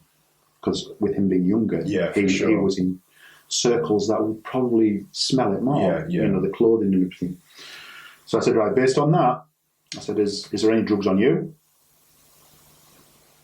And he had a small bag of MCAD, so we detained him. And then I went and searched the passenger. He had nothing on him, but he was handcuffed and detained while we did the search. Yeah. And this is where the search course, as much as I didn't particularly want to be on the search course, but again, devil in the detail. Yeah. So lots of things in the boot, which would have been easy just to leave. Yeah. But I took everything out, and then in a secret compartment underneath, there are 2 shrink-wrapped folders. Sealed up powder in cling film. No. And it works out that it's £40,000 worth of MCAT. Wow. And so they get arrested. What they'd actually done is they'd been to London and they'd picked up the commodity, and I tried to get ANPR to do a national search before we arrested them, but nobody in ANPR could do that because if I'd managed to get that done, I would have You'd know I'd have known straight away, away. We got there eventually through tenacious work, but they'd gone to London. He'd been using MCAT when he was down there, and he'd left a pocket, one thing in his pocket, and he'd obviously had on his clothes as well. So that's why I could get the smell now and again. It didn't sting, but you just got it now and again, a little aroma. And then because they were on a schedule and they were tired, they wanted to get home, weren't they? So they just thought, arseholes to it, we're going to burn through the motorway. And just unfortunate for them was an old lag like me and his son. Taught by Tony. Tony. Yeah. And we were just about another 30 seconds, they'd have gone past us and we'd have been on the flyover. So we'd have been off the motorway, not seen them, and then they'd gone. But there were so many different times, so many times that they could have got away with this. You know, one, obviously, the speeding bit that raised, you know, it roused your awareness and like, oh, hold on a minute, something's not right here. But then their story, you might not have dwelled in so much, and you could have said, oh, yeah, he's saying he's been to his brothers, he's saying, yeah, he's been to his brothers, and that could have been it. But you carried on, then the smell, then that little bit in the pocket, then that thorough search, and it's ended up with a result. So what happened with them? Do you know if they got passenger? No further action, because the driver accepted full responsibility, and he got 4.5 years. No. Yeah, he got 4.5 years. So not a big sentence for £40,000 worth of drugs. I would suggest he was probably a courier rather than the person who was making the money out of the drugs. Wow. And how long did you stay on that department, Brother Colin, and then where did you go after then? So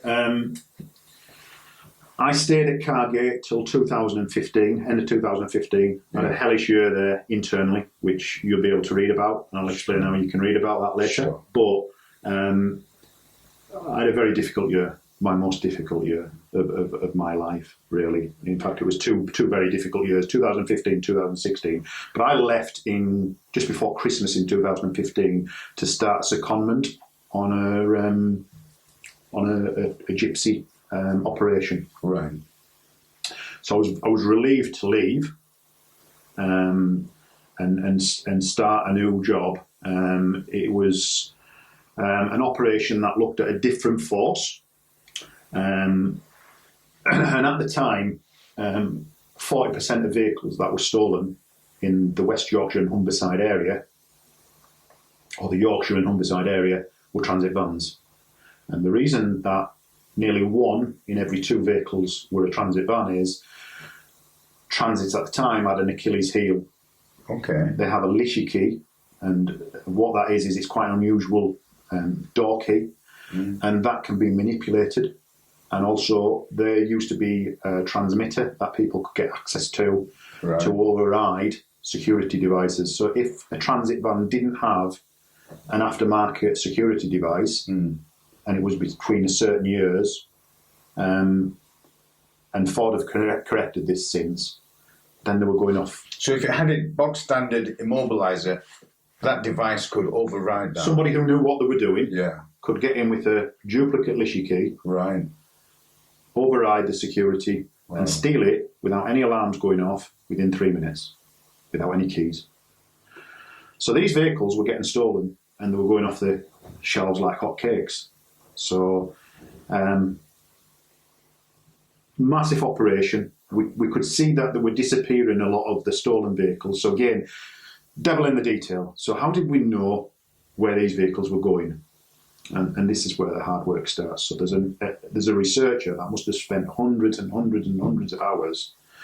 So what he does is he puts the stolen van registration numbers into the NPR systems, and he has a look at the many hundreds, if not over thousands, of transit vans that are stolen before they were stolen.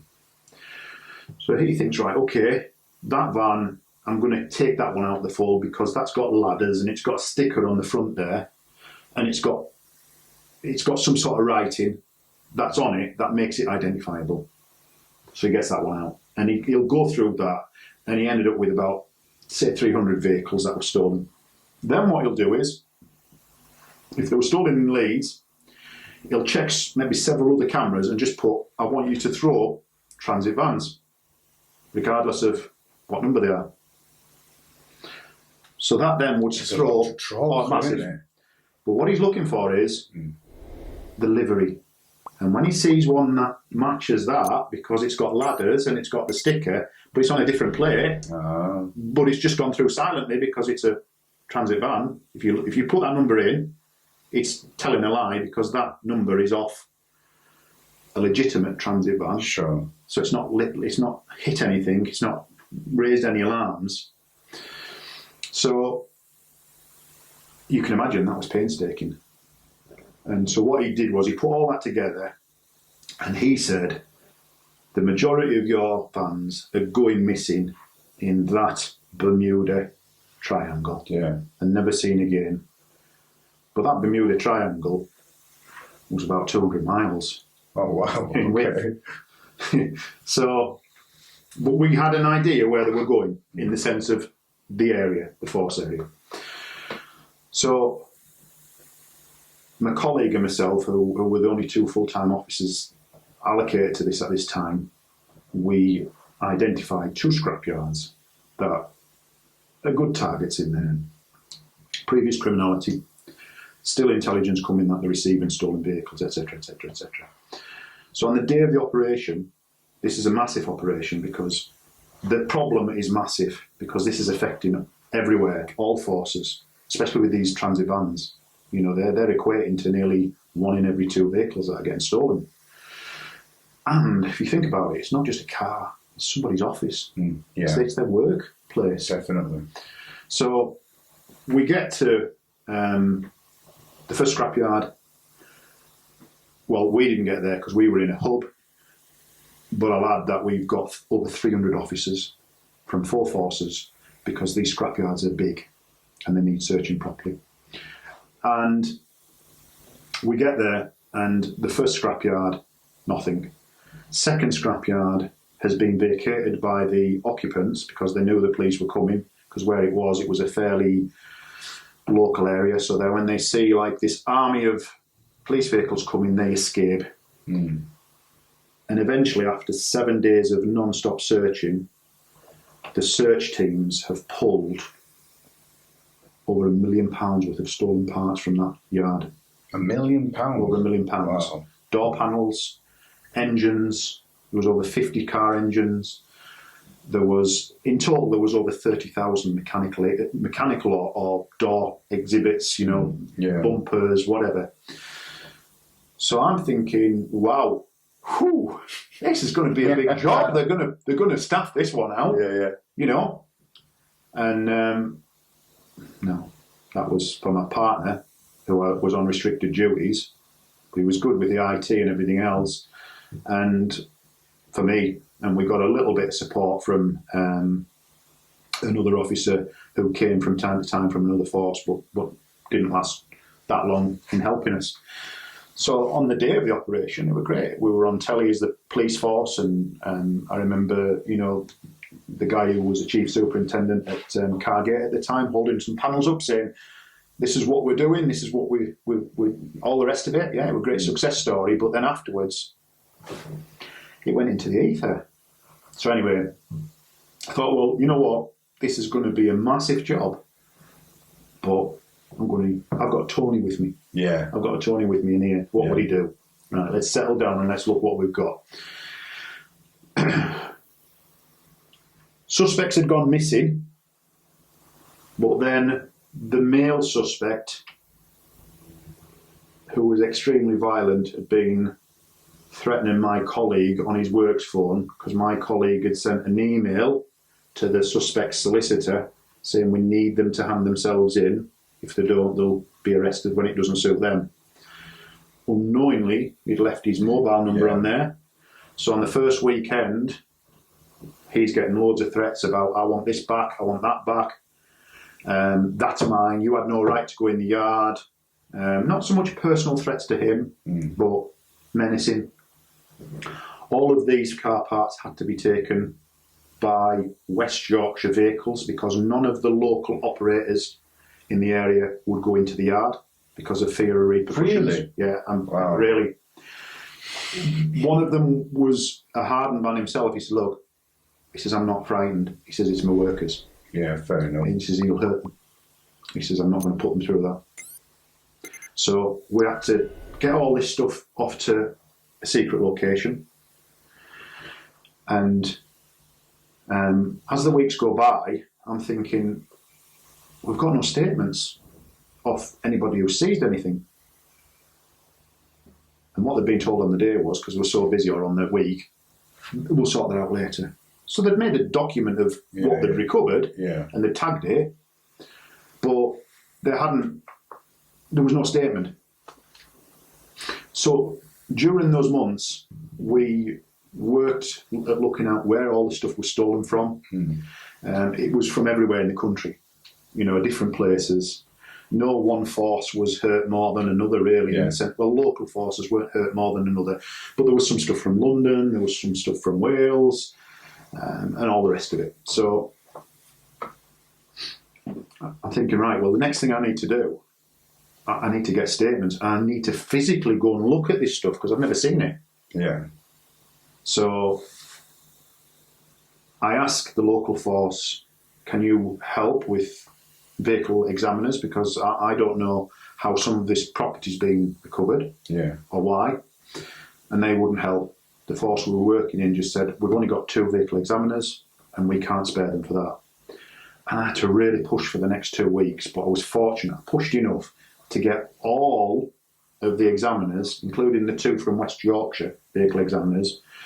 They came because I got them a hotel stay for the week, including myself, because instead of travelling every day to this force. So they were happy to come. And some of the other examiners from in the other areas of the country, they were happy to come back. And so we scrummed down on the Monday, and it was freezing all week. And I was just aghast because it was just like a sea of parts, panels, doors. I didn't know that an Audi LCD light can be £2,000 for a replacement. So this guy could sell that quite easily for £500. Yeah.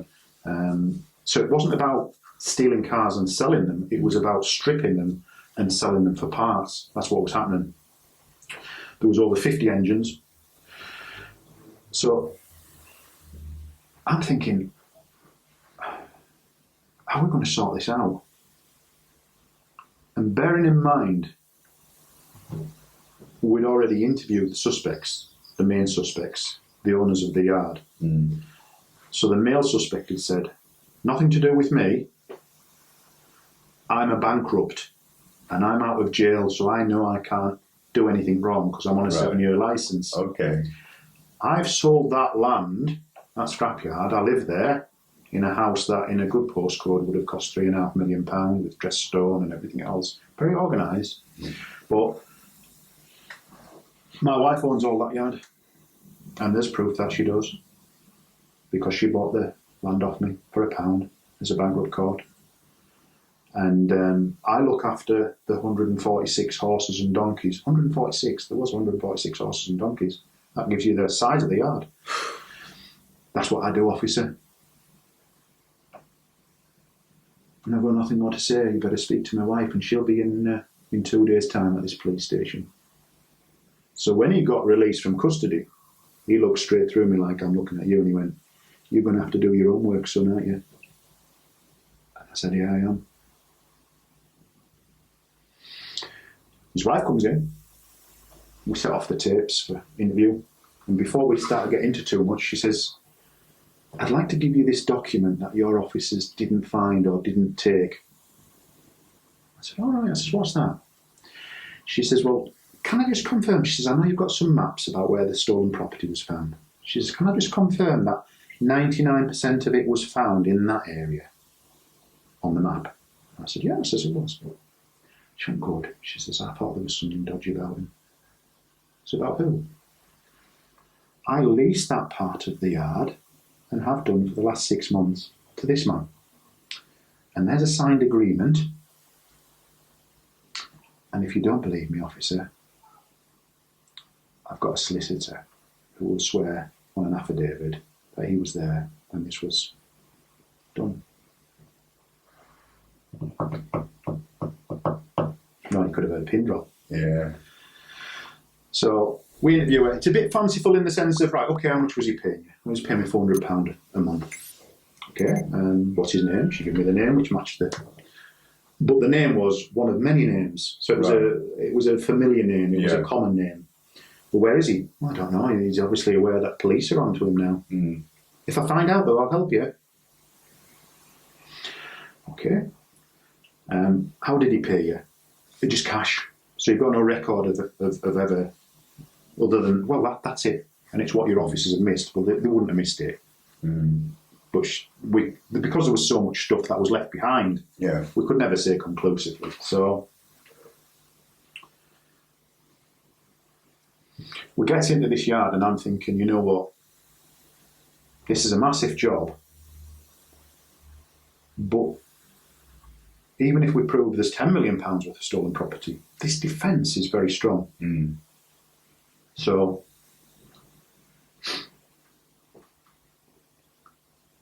I say to the examiners, look, you tell me what we can't prove to be stolen, but suspect is stolen. Yeah. And I'll move all that to one area. So I was busy for 3 days. Well, busy for 5. Everybody was busy for a week.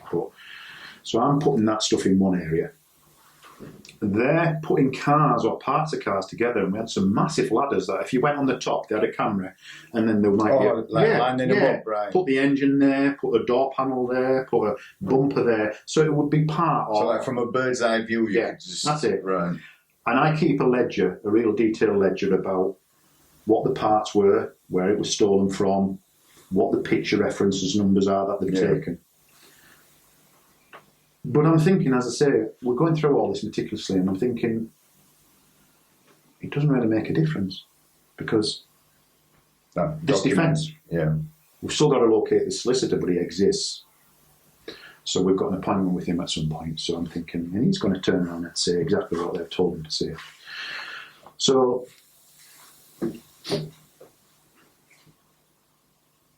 then the penny drops on the third day. So as I'm going round all this stuff, most of it, if not all of it, has got plastic tags on. But a lot of it as well has got writing. So if it was a Ford Transit van, it would have F267. Or if it was a VW part, VW674. Mm. So as this was the first time I'd seen this stuff, I said to the examiners, when you were here the first day, when you were recovered it, have you put these tags on? Said, yeah. And then I said, did you write in non-indelibly for your references F? No. I said, you didn't write any of that? He said, no. I said, on any of the panels? No. And that's when I knew. So when I got back to the office, I said to my colleague, somewhere in that office that we've got rammed full of paperwork or on a computer is a ledger. I said, these are organised people. And it took us about 17 hours to go through. Just methodically go through with gloves. Man. And we found 2 ledgers, records of sales. And what that did was, because we forensically kept that secure, but what that did was it showed us that, say we had one of those vehicles laid out and it was a Ford Transit and it had, say, F60 to F230. So your highest number was 230 and your lowest number was F60. Mm. We would be missing some of the parts. And some of them, not all of them, were in the record of sale. Yeah. So we had a part that we suspect is from there, but more importantly, we've got a purchaser's name, we've got a purchaser's number, and we've also got on everyone a bill of sale because it's been bought by Visa and it's been paid into her bank account. Wow. So then we start going to all of these purchasers, getting statements off them, identifying the property that they bought. A lot of it was in good faith because it wasn't at ridiculous prices. They knew if they had them at ridiculous prices, it would have probably drawn more attention. Yeah. And we could then show that there's over 12 lots of property, stolen car parts that have been sold by her and linked to her bank and gone into her bank account. Nothing to do with this fictitious mail. The solicitor, when we come to see him, his account of what happened and the description of the male who was leasing was at total odds, and he was a discredited solicitor by now. So his word was not as good as it could have been. Yeah. But we took a statement. And we're moving now into sort of 8 months of the operation. So we're really, really starting to hack away at it. It's massive. You know, there's still a big financial investigation to do from another department, but we're moving forward. With some of the male suspects' accounts, we were discrediting that because arrested with him and her were several of their workers. And unwittingly, not that they would dare say anything, but they had been asked the questions, who's your boss? Well, he is. Well, why is he your boss? Well, he gave us the job, he interviewed us. Who pays you? He does. Who do you think runs that yard? Him. Why? And they would give an explanation. Yeah. He wasn't just this simple man who was looking after horses in any way, shape or form. We had some CCTV that he hadn't been able to get rid of electronically when he'd escaped. So that showed selling cars, it showed selling parts that he was doing. We had a shipment in Dover that had been recovered that had a stolen engine that was from a vehicle that had been found in his yard. So some of these parts were going abroad. On empty. So this is a massive, massive operation. Yeah. So we knit and tie all this together. So the first interview was a little bit like a rugby scrum. And what they'd done is they'd smashed into us, and we were like all of a sudden at the beginning of the game saying, let's stop, we're gonna lose. And we just to say kept our own. Yeah. And that's when he looked at me and he said, you're going to have to do your own homework. Yeah. And that spurred me on, because I thought, I've got no personal feelings towards you, but this is going to take everything that Tony and me have got. Yeah. Because it's going to require it, because you are very, very good. This was a man who used to get up at 6 o'clock in the morning, not take drugs or alcohol, and his whole world was criminality, and this was just part of that criminality. It's quite methodical as well. Very methodical, and very, very clever. He might not have been clever like myself academically. I'm not clever either, that's what I'm saying. Yeah. So him and me had no academic qualifications, but he had a sharpness that was going to take everything of my service to date to match. And what happened with that, brother? Well, we got them back in, to summarise, we got them back in. Yeah. And this is where the scrum then took them back. Right. Because she replied, because she realised that, I mean, she must have been aghast that we'd found the ledger. Yeah. Because it took so much finding. And she must have been aghast that her fingerprints had been left on several of the receipts and the bills of sales. And of course, what could she say about the transfer of the into money? a bank? She also had the problem as a running director there that when the operation was starting, every so often there was a company that would come in to pick up non-ferrous or ferrous scrap that they couldn't get rid of. Right, okay. So I went to their company, which was as legitimate as could be, and they gave me a detailed statement saying, yeah, we've been taking ferrous or non-ferrous. There's one type of it that they couldn't get rid of. We take that off them, we melt it down, we get a value, and we send it over to them, and we pay our VAT. That then leaves them to pay their VAT. But do you think they'd pay their VAT on their side? And it was only maybe £80, £90 a day, but over 6 years. Yeah. And of course, you do something against the government when it comes to taxes, and you're going to have some... And the interest as well. Exactly. So that was an issue as well. So we had a no reply from her at all. She was snookered. With him, a little bit more work, but we had all the work that we'd done, and the issue he had, when he'd been claiming all this stuff, I'd made a list of it, because I know that's what Tony would have wanted me to do. And 12 bits of property that he claimed and still accepted were his, were stolen. So we would get a reply like, I bought it. So where did you buy it from? I'll tell you later. Okay. A caravan that had electric plugged into it from your house, that's stolen. That was left for auction. By who? I'll tell you later. Bearing in mind he's on a long licence for handling stolen goods. Right. And we've got 12 bits of property now that he is linked to. So we'd got it to that point.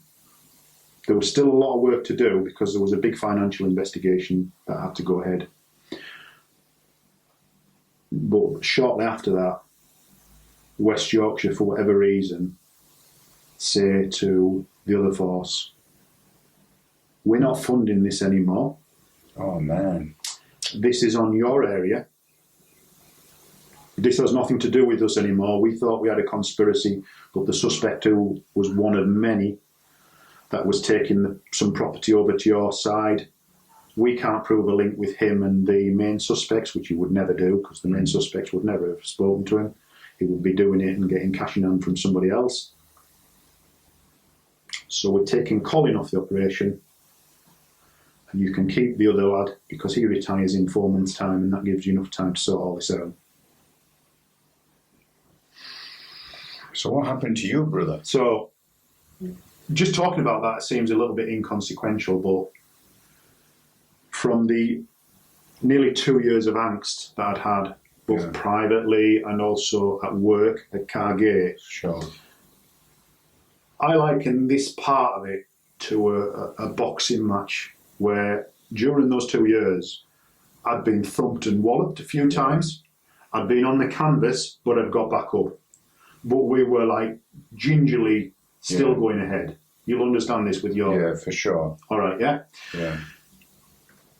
Where I am at the moment, I'm starting to feel a little bit more confident and a bit stronger because I'm doing something that's keeping me up. Yeah, I'm still having to go on the ropes now and again, but I'm still keeping on my feet.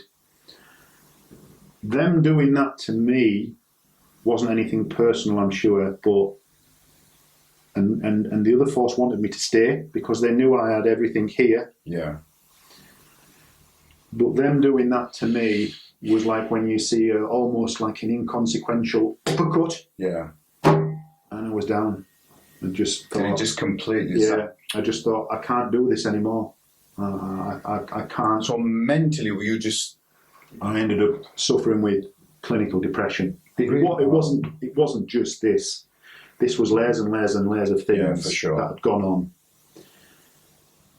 Had I not gone through the internal and external politics that I'd gone through in the last 2 years, the job itself, I don't think would have had that impact on me. I'd seen a lot of things like yourself. I'd seen a lot of deaths, heard a lot of things and experienced a lot of bad things and a lot of bad energy. But that seemed to, for the most time, just kind of bounce off me a lot. Yeah. But this storm that I was going through in these 2 years, this was the last part of it.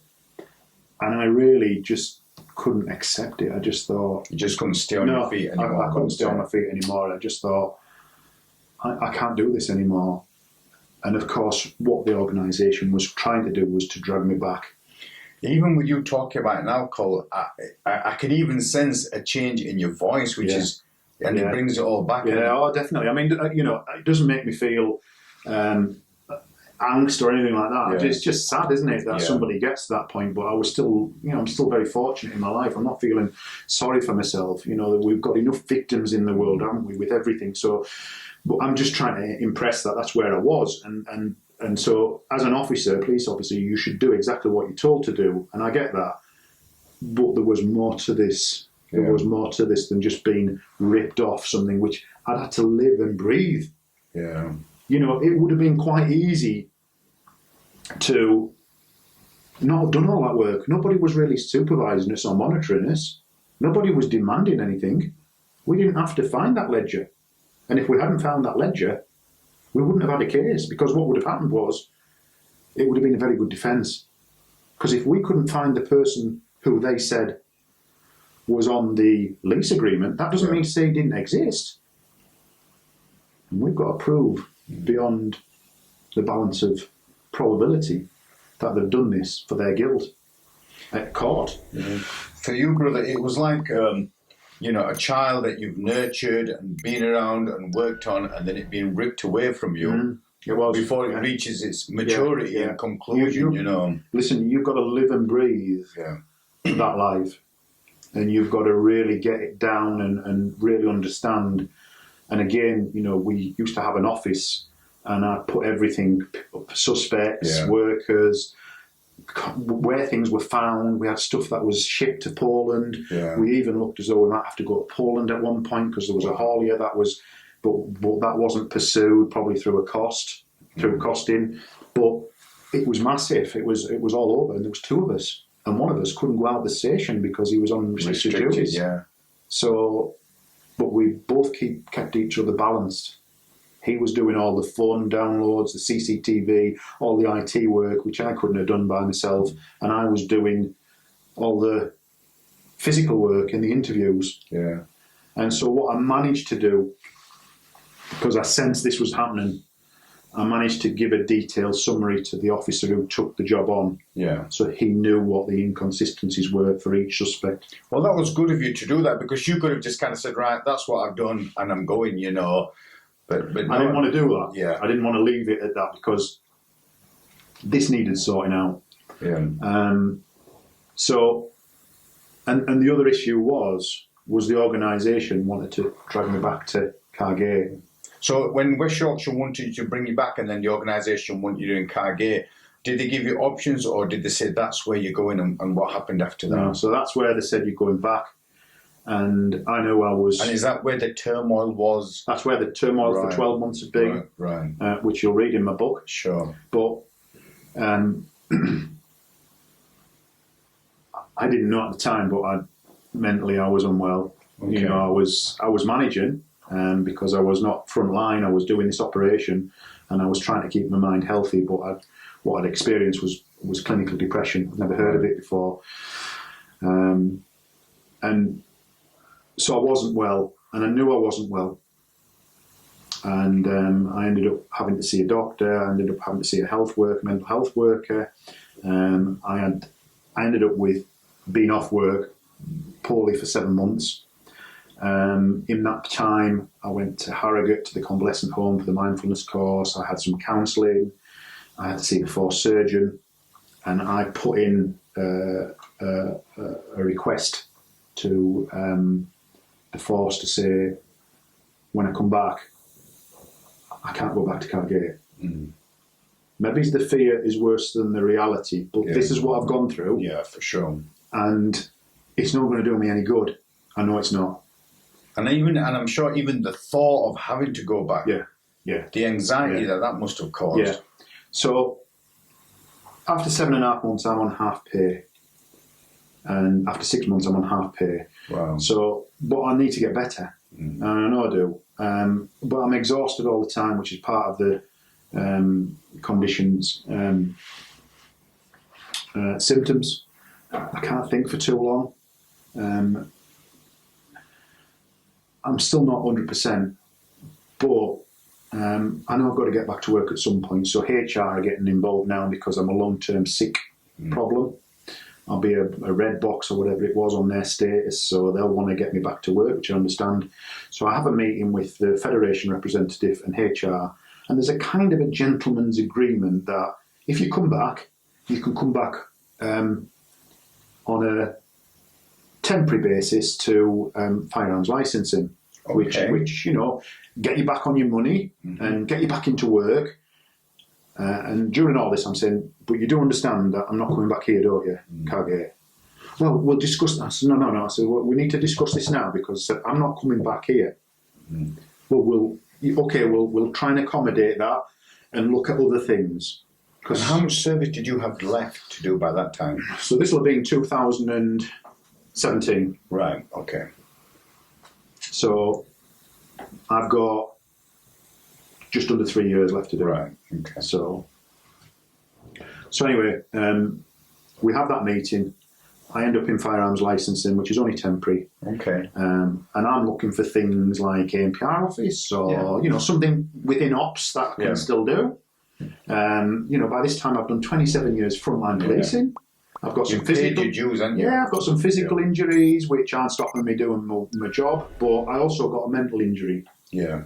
Which is, it's difficult to explain. Sometimes it could be worse than the physical, brother. Well, I'll give you an example of what happens next. So I'm in this safe environment for a short time. Yeah. But then what happens is, after a few weeks of being in that department, right, we need to look at getting you back to organised work. So I said, I've offered to do anything. I don't need a fast car Just anymore. don't. Yeah.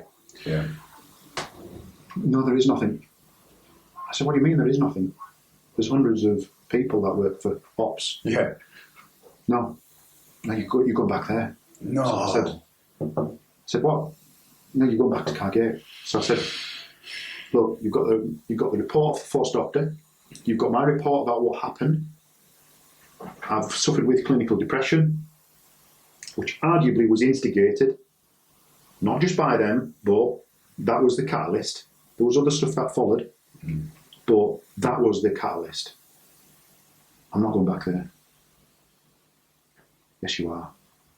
No, I'm not. Yes, you are. No, I'm not. And what happens? I end up getting so stressed about it. I end up going sick again. I don't want to go sick because I'm straight away onto half pay. Or you straight onto half pay? Straight onto half pay because I'm now straight onto half pay. Bloody hell. I'm in no man's land again. I didn't like being off. I'd never been off for years. I had a really good sickness record. I had nine police commendations, but they were worth nothing at this stage. Absolutely nothing. I think personally, a senior officer at Calderdale has got hold of this situation and thought, I'm going to use this. I'm not having a PC telling me what he's doing. I wasn't telling him what I was doing. I was saying, I'm not well. Yeah. I'm not well. I'll work, but just get me a job that I can do for now. Yeah, yeah. And if I can get back to that, I will. But the time's not right because it was, when you were on about physical injury. Yeah. If my mental injury was visible, both of my legs would have had pots on, and they were kind of saying, "You're going to marathon. You're going to run a marathon." Oh, I can't. And you're like, no, you're like, it's impossible. I just can't do it. No, you're going to do it. Well, I can't because I've got. No, you're doing it. But of course, they couldn't see that, and they didn't want to see it. So this is a hellish time because I know that I'm going to lose my job because when I get to 12 months, I'll be on no pay. And during all of this, before I left on sick, they said, the only other option then is you can go to a division, which I knew would be stretching me too much. I knew because I was behind with the IT. Yeah. Things had changed from Garforth considerably. Yeah. And part of this, by this time we had the handheld devices had come out. And I knew Niche had come out, other systems had been. And I knew that. And one of the things on the doctor's specialist report was said, please don't tax him too much at this moment in time. He needs something steady. Yeah. So it'd have been ideal going in. I'd have been bored, but it would have been ideal being in an office to do some intelligence research or think as though I was doing something. So I'm heading towards no pay. And before I went sick, I'd got in touch with a solicitor on behalf of the Federation, and she'd listened to what was happening, and she said, if they don't offer you something that's reasonable and suitable, she said, if they're trying to force you back to that workplace, she said, what we're going to say is they've not made reasonable adjustments. Sure. You've got a recognised disability, you've been diagnosed with clinical depression, you've had it now for over 12 months. So she says, that's what we'll do. So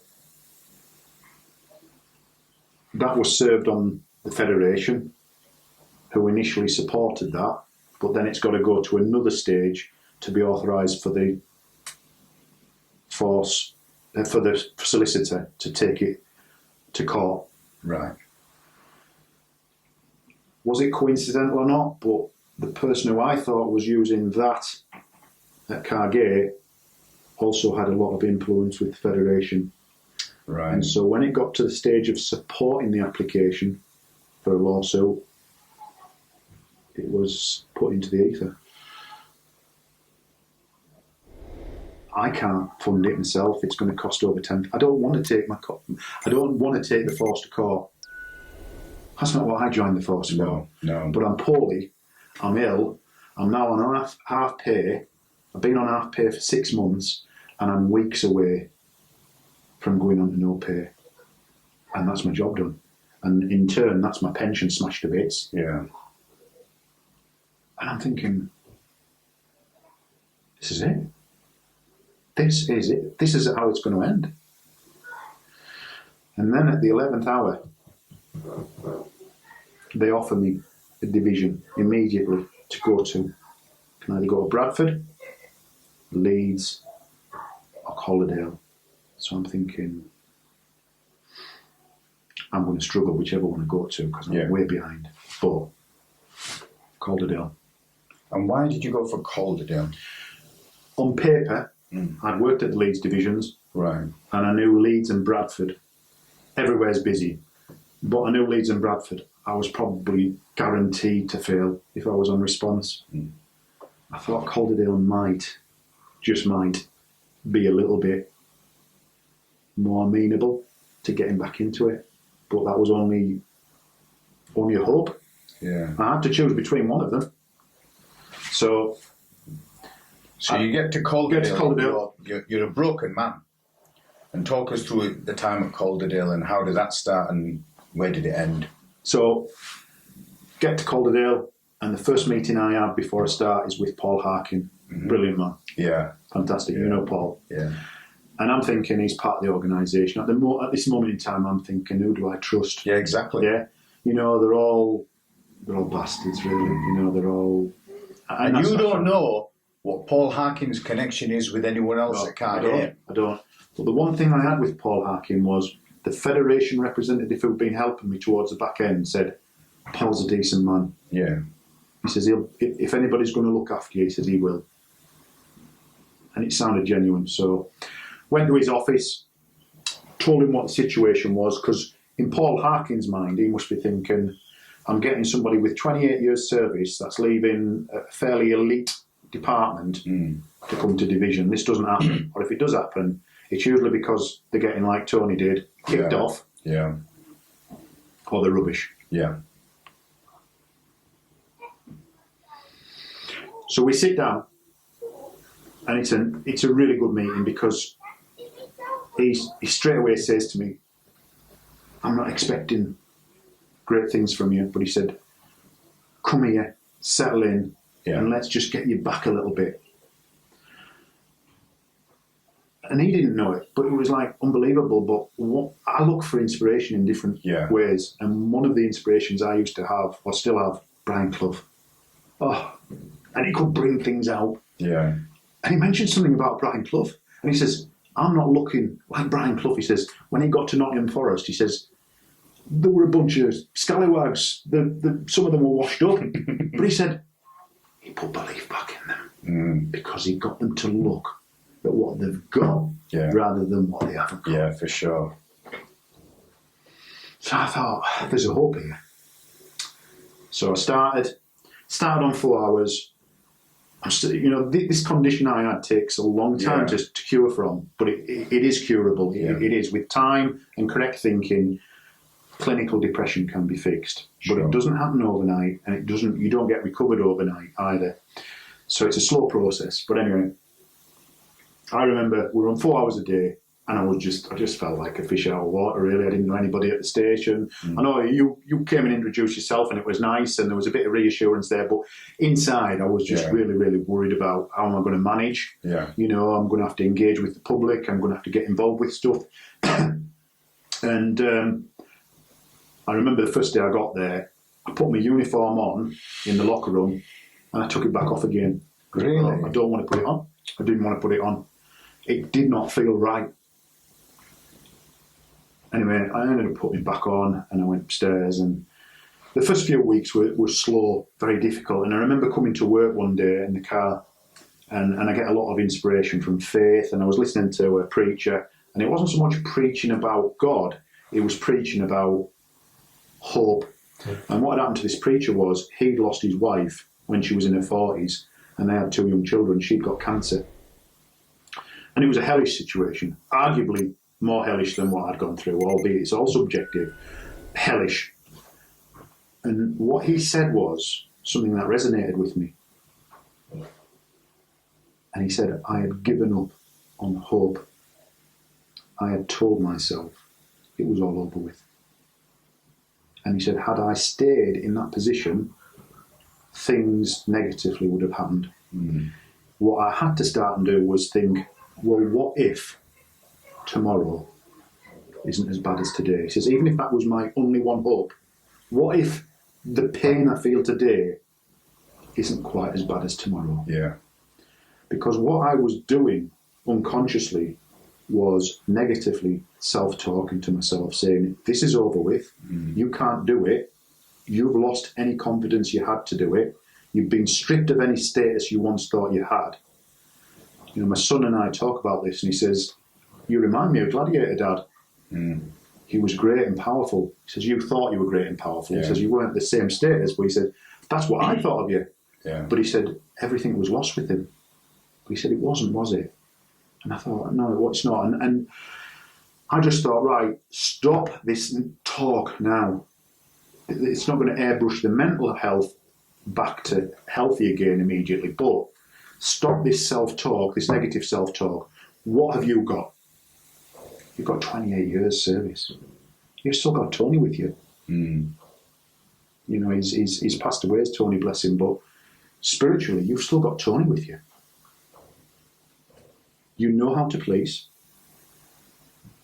And so, bit by bit, there was massive problems, I think you can remember, in the town centre with the youths that were causing mayhem. So I started taking ownership of some of them crimes, getting them strict conditions not to go back in. There was some serious assaults that were being caused on elderly people by them. And that made a difference. Then I thought, right, you used to love doing the drugs side. So I remember going to somebody and saying, what do I need to fill in now for a drugs warrant? And they showed me. And so I got, over the time I was there, I got over 10 drugs warrants. Wow. You know, they didn't produce thousands and thousands of pounds worth of results, but I was doing it. Yeah. And then another area, the one heroin addict that I said to you, Paul Hannaford, he's got his own social media, but again, it was all stuff that was coming in. And my wife had been to school. She worked with children, and she'd been to this school one day. And just by total chance, the head teacher said to her, do you want to stay this afternoon? We've got somebody doing a talk to the children about drugs. Yeah. So she stayed and she listened to this testimony, 50-minute testimony. And she came back to me and she said, I've just listened to one of the most powerful testimonies I've ever heard. And I said, what was it about? She said, it's about this ex-drug addict who used to be on £500 worth of cocaine and heroin. And he's called Paul Hannaford. And he's clean, and he's been clean for 12 years, but he was involved in gangs, and he went right to the depths of despair, and the devil had him in his jaws, I think, and he was about to swallow him. And then God saved him. Yeah. I really do believe that. And it's a story of hope, and again, hope against all the devastation that he'd gone through. Made my story look like a walk in the park. I thought, I want to have some of this story here. I want to get to know this guy. Yeah. But more importantly, it's not about me. It's about, well, if he can do good for children, how can he do good for children up here? Yeah. So I got in touch with him, and I got his fees, and his fees are quite expensive on paper, but by the time he's paid tax, national insurance, and travelling and hotels, he can usually get his message to 1,000 children, and that would probably cost about 70 pence per child. Well, I remember you organising this, brother, and you came to to one, and it was unbelievable. Yeah. And this guy, the way, I mean, he even showed like pictures of his leg and what. Yeah. Oh man! So this was something I could get involved with. Yeah. So, but I needed the money. Yeah. So 2 weeks later, things all fell into place. 2 weeks later, because I'd gone to see Paul Arkin, You know what Paul was like? He says, I don't know where we're getting money from for that. And he'd obviously forgotten, because about 4 weeks later, there was the MPT were being restructured a bit, you know, and we had this meeting in the gym, and then he mentioned, like, casually, that there was still about £17,000 left from the pocket where they'd seized money from criminals. That can be used, but it needs to be used by a certain time, and also it's really predominantly children. So I went straight to his office when he got in. He says, you know what I'm here for, don't you? And he says, there's a lot of money in it. I says, right, let's think about it. I said, we can't lose, can we? Yeah. Money seized from criminals, given to a reformed criminal to avoid children. Perfect. I said, we can't fail, can we? Yeah. He says, I'll give you £2,000. Beautiful. And that got him up. And then more visits followed. And I had a close relationship with Paul in the sense of, you know, we had a meal every time he came out. And it was just wonderful to hear his testimony, because it was one of hope. Yeah. And, you know, that spurred me on, because I thought, whatever you're still struggling with, it's a walk in the park. If you can do that, you can finish this, and you can finish it with some pride. And that took me to 2019. I ended up retiring a little bit earlier because I was injured 3 times in 4 months. Yeah. Because the streets are becoming more violent, as we know. And even though I was on an MPT, we're still a police officer, so we have to backfill with the shift when they're depleted. And the 3rd injury saw me retire sick, and then I had a major operation that I needed with a non-injury condition. And I ended up, the last few months, still poorly. Yeah. But I managed to regain my physical health, and also, more importantly, my mental health. Definitely. And now the greatest thing about all this, Safe, is I can honestly say, hand on heart, it would have been very easy to have finished with the police and thought, you bastards. With that bitter taste in your mouth. You did this to me. You've ruined my life. You've humiliated me. I'm worthless. I haven't got a pension, if I'd finished earlier. Yeah. I'm really struggling financially, because everything's been taken from me financially. And even if that hadn't happened and I'd finished my service, it would have been very easy to look back. Yeah. But you know what? I'd learned then that every negative situation, in some way or another, can be made less negative, and in some cases positive.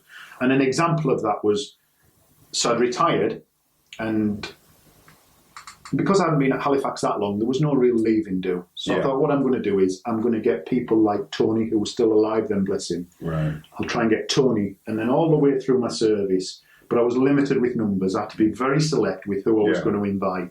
Not because I thought more of them, but I thought that is nice to do for me, to say thank you to these people, because they've helped me in some way or another. But before I did that, I got my, you know, your long service, and it was smashed. It's been sent in the post. And I looked at that and I thought... Was it quite a cheap frame as well, brother? Yeah. Because I got one and that frame was bad. You know what? Previously I'd have thought, chuck it in the bin. Yeah. Chuck it away. Right? But I looked at that and I thought... 3 decades of you, brother. Well, that's it. So I looked at that and I thought, you know what? We can do something here. And what we can do is... That's you, that. Yeah. That's smashed to bits, or it was, but underneath it is a certificate. Yeah. So underneath it is still you. Yeah. Tell you what we're going to do. We're going to do with that what we're doing with you. We're going to fix it. I know a great framer. Yeah. He does some wonderful framing for me. So that went in my frame with all my other commendations. Really proud of it. Yeah. So that was turned round. The leaving event was turned around, where I had one where I felt as though I had a leaving do. And the only one thing I hadn't done at Halifax, remember Dickie Whitehead? Yeah, yeah. Oh, fantastic bloke, in my opinion, fantastic guy. We had some real heart-to-heart conversations. And I emailed him. And he was a commander of Calderdale. You know what? Yeah, he was. He was real character as well. And I emailed him and I said, you know, I'm retired from police. I'm sorry. And what was he saying, brother? Strength and honour. Strength and honour. Yeah. Oh, it was fantastic. I used to walk out of that office 10,000 feet. Yeah. So I sent him an email. I said, look, I just want to say goodbye. I didn't get a chance to say goodbye because I was injured, and then I had an operation. I know you're busy, but if you can, could we say goodbye? I'll come through and say goodbye to you. And he sent me an email back the next week, and he says, he says, get in touch with the secretary, and you can come and say goodbye. So this again was positive closure. Yeah. So I goes to see him, and it's just like, it's just fantastic. And he gets hold of me, gives me a hug, and when we're talking about things, because he knew what had gone on, everything in that book that I've written or is being written at this moment in time, he knew about that because I wanted him to know. Yeah. I didn't want him to know because of woe is me. I wanted him to know because of how well Paul Harkin had looked after me. Because if Paul Harkin hadn't done what he did, if he'd been the sort of boss to say, what are you pissing about with, Colin? You should be able to do this.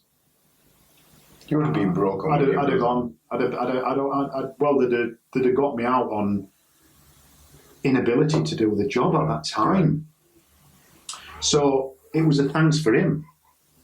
We even had, with that email that I sent him, just saying, I want to say thank you for Paul's.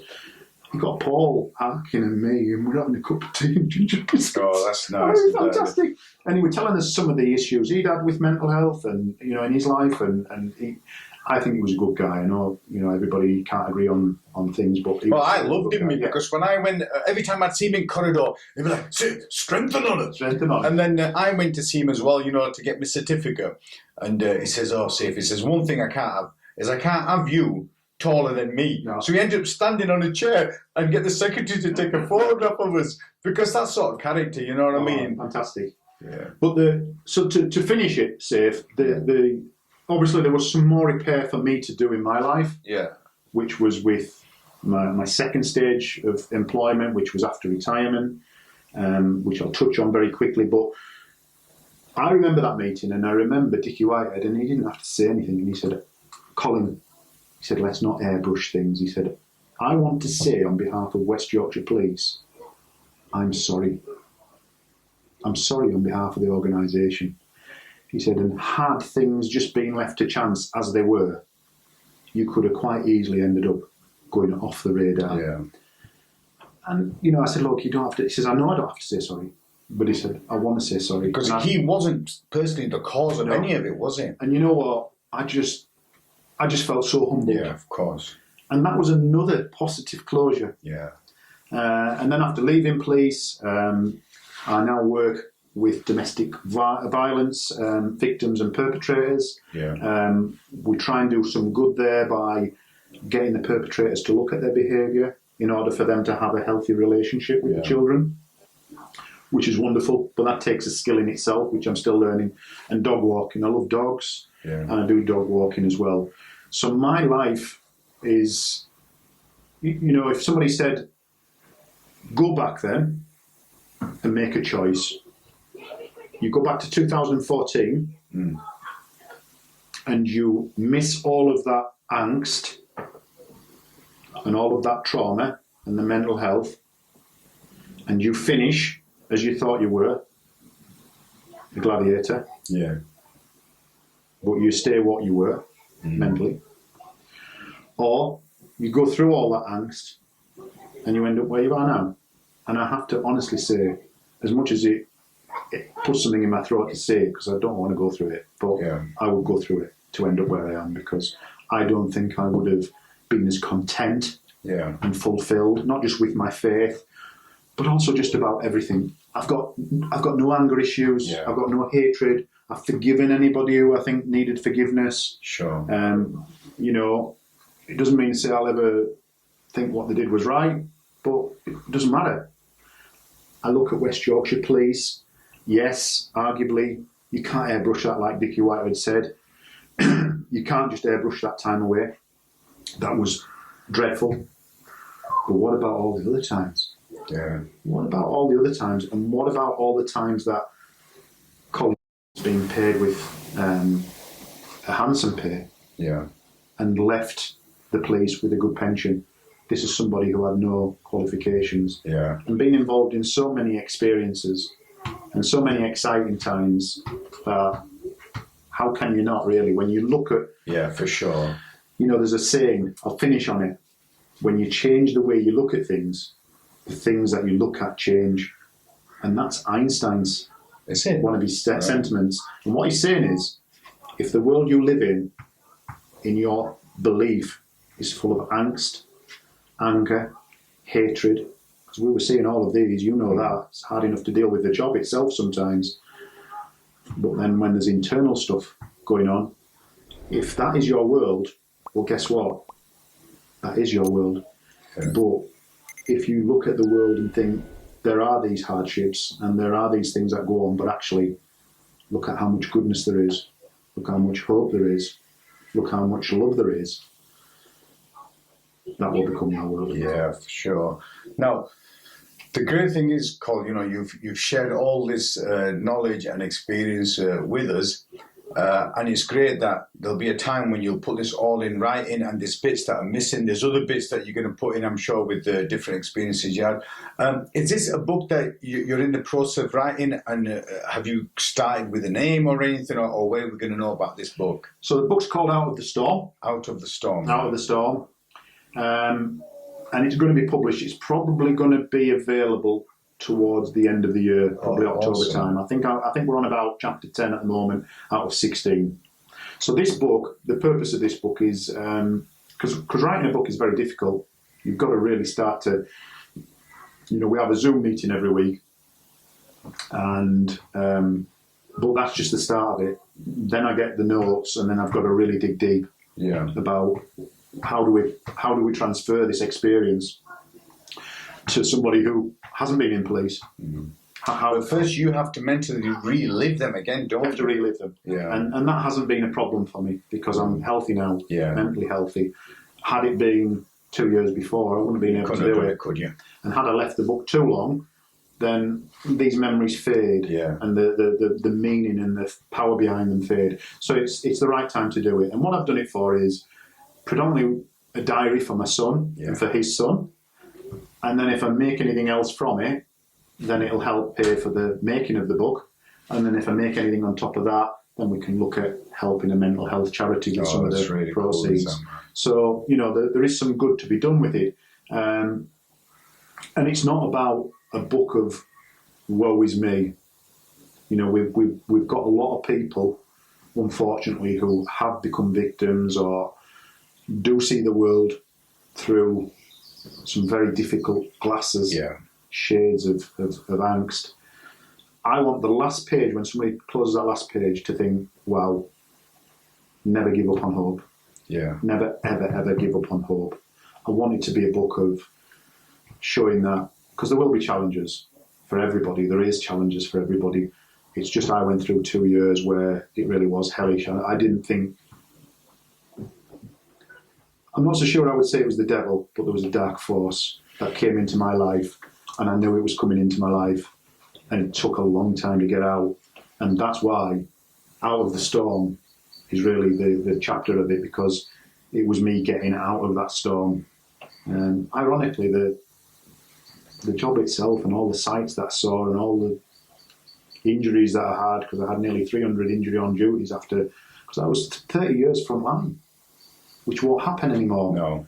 But there's a lot of assaults there. Some of them are minor, but 2 of them were nearly fatal car accidents in pursuits. And, you know, there's a lot of injuries there, and there's a lot of things that you see. And if you're taking it all in, how are you getting rid of it? Yeah. Every contact has a trace. Sure. So how are we getting rid of it?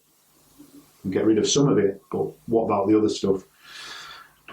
But this book, for me, I think it would have done me good as well if I'd read that. But I found it in different places, with the preacher that I told you about, with his story. But I just thought, this book might be able to help somebody.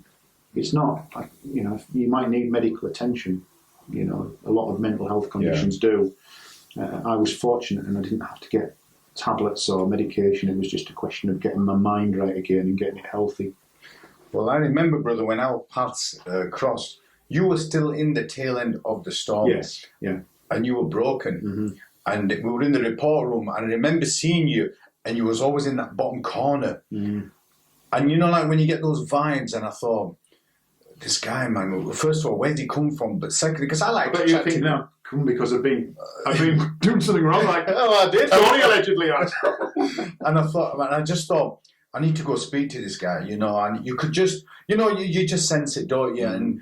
But like you said, you're out that storm. And I remember when I saw you there, Colin, I just thought, this dude is not well. And I used to like kind of come and chat to you all the time, you know, just to kind of make you feel like, you know, we're all right, there's somebody here. Because although I didn't know you, I could feel it. Whereas now, brother, you're a completely different person, man. And honestly, it pleases me so much to see you as you are now, man. No, it really does. That's It really wonderful. does. In your own kindness, you were one of the very small steps that got me starting to get back out of that. You know, some steps were more uplifting than others because there was only so much you could do. But everybody plays a little part, don't they, brother? You know, but, you know, Paul Harkin, yeah, I will always be indebted to him because he was, without him realising it, he was the crux to this. And he was straight talking. Oh, he was straight talking. You know what I mean? And even like with his shirt, I mean, unbuttoned like that, redneck. Just I used to go into his office every so often, and we used to have talks. And I said, shall I change your the sign on your door? To what? What do you mean? I said, to psychiatrist. And he laughed. He laughed. And it was good we could laugh. And he was really genuinely supportive. He put no pressure on me. And if you were to speak to him, and he is in the book, I don't know what he's put yet because different people are in the book as well. Sure. Paul Harkin's in it. Paul Hannaford's in it. Yeah, of My course. son's in it. Well, these are significant people that helped you with those big steps. These big steps. But I'm sure he will say that I got back spades more than what I ever thought was capable from him. Because once I got into the mindset of, well, what have you got? You've got a tremendous amount here. The IT side of it, some of the younger officers on the team, you know, they helped me with the IT side. Yeah. But I could help them with the outside, the physical side, the negotiation, the communication, the what to watch for, why to watch for it. And so that worked hand in glove as well. But I'd like to think that Paul, he got back a good striker. Yeah. You know, somebody who was putting goals in. Yeah. As Brian Clough would have wanted. And again, so much contentment there. So it just goes to show the value of helping people, doesn't it? Because you just don't know where that person is. And, you know, your actions can have a massive consequence because at the time, if Paul had been hard-nosed and thought, I'm not particularly interested in why this rubbish is here. You know, you're going to do this. Or if I'd ended up on a response shift. They would have just killed you. They would have killed me off because they would have just been looking and thinking, you tell me why you can't do these tasks. You've failed. What is wrong with you? Because all they're seeing is me. Yeah. And at the time, I know you said I look broken, but all they're seeing is a uniform, aren't they? Yeah, no, of course. But if my mental injury could have been transferred to my body. Well, the thing is, when I said you look broken, it's because I'm looking at you from the health side and you know, caring about you. Whereas to them, you're a caller number, you're a resource, you're available, you're a unit, and that's what they got very frustrated, and they wouldn't have seen what the injuries were because they are invisible. Yeah, for sure, man. So has that been all right? Perfect, brother Col. Thank you so much. Honestly, I've enjoyed the time with you, brother, and we'll catch up soon, my friend. Okay. I said I couldn't talk too much. No, you did. Have I not said enough? You did brilliant. Thank you. I'll speak to you soon, brother. Take care.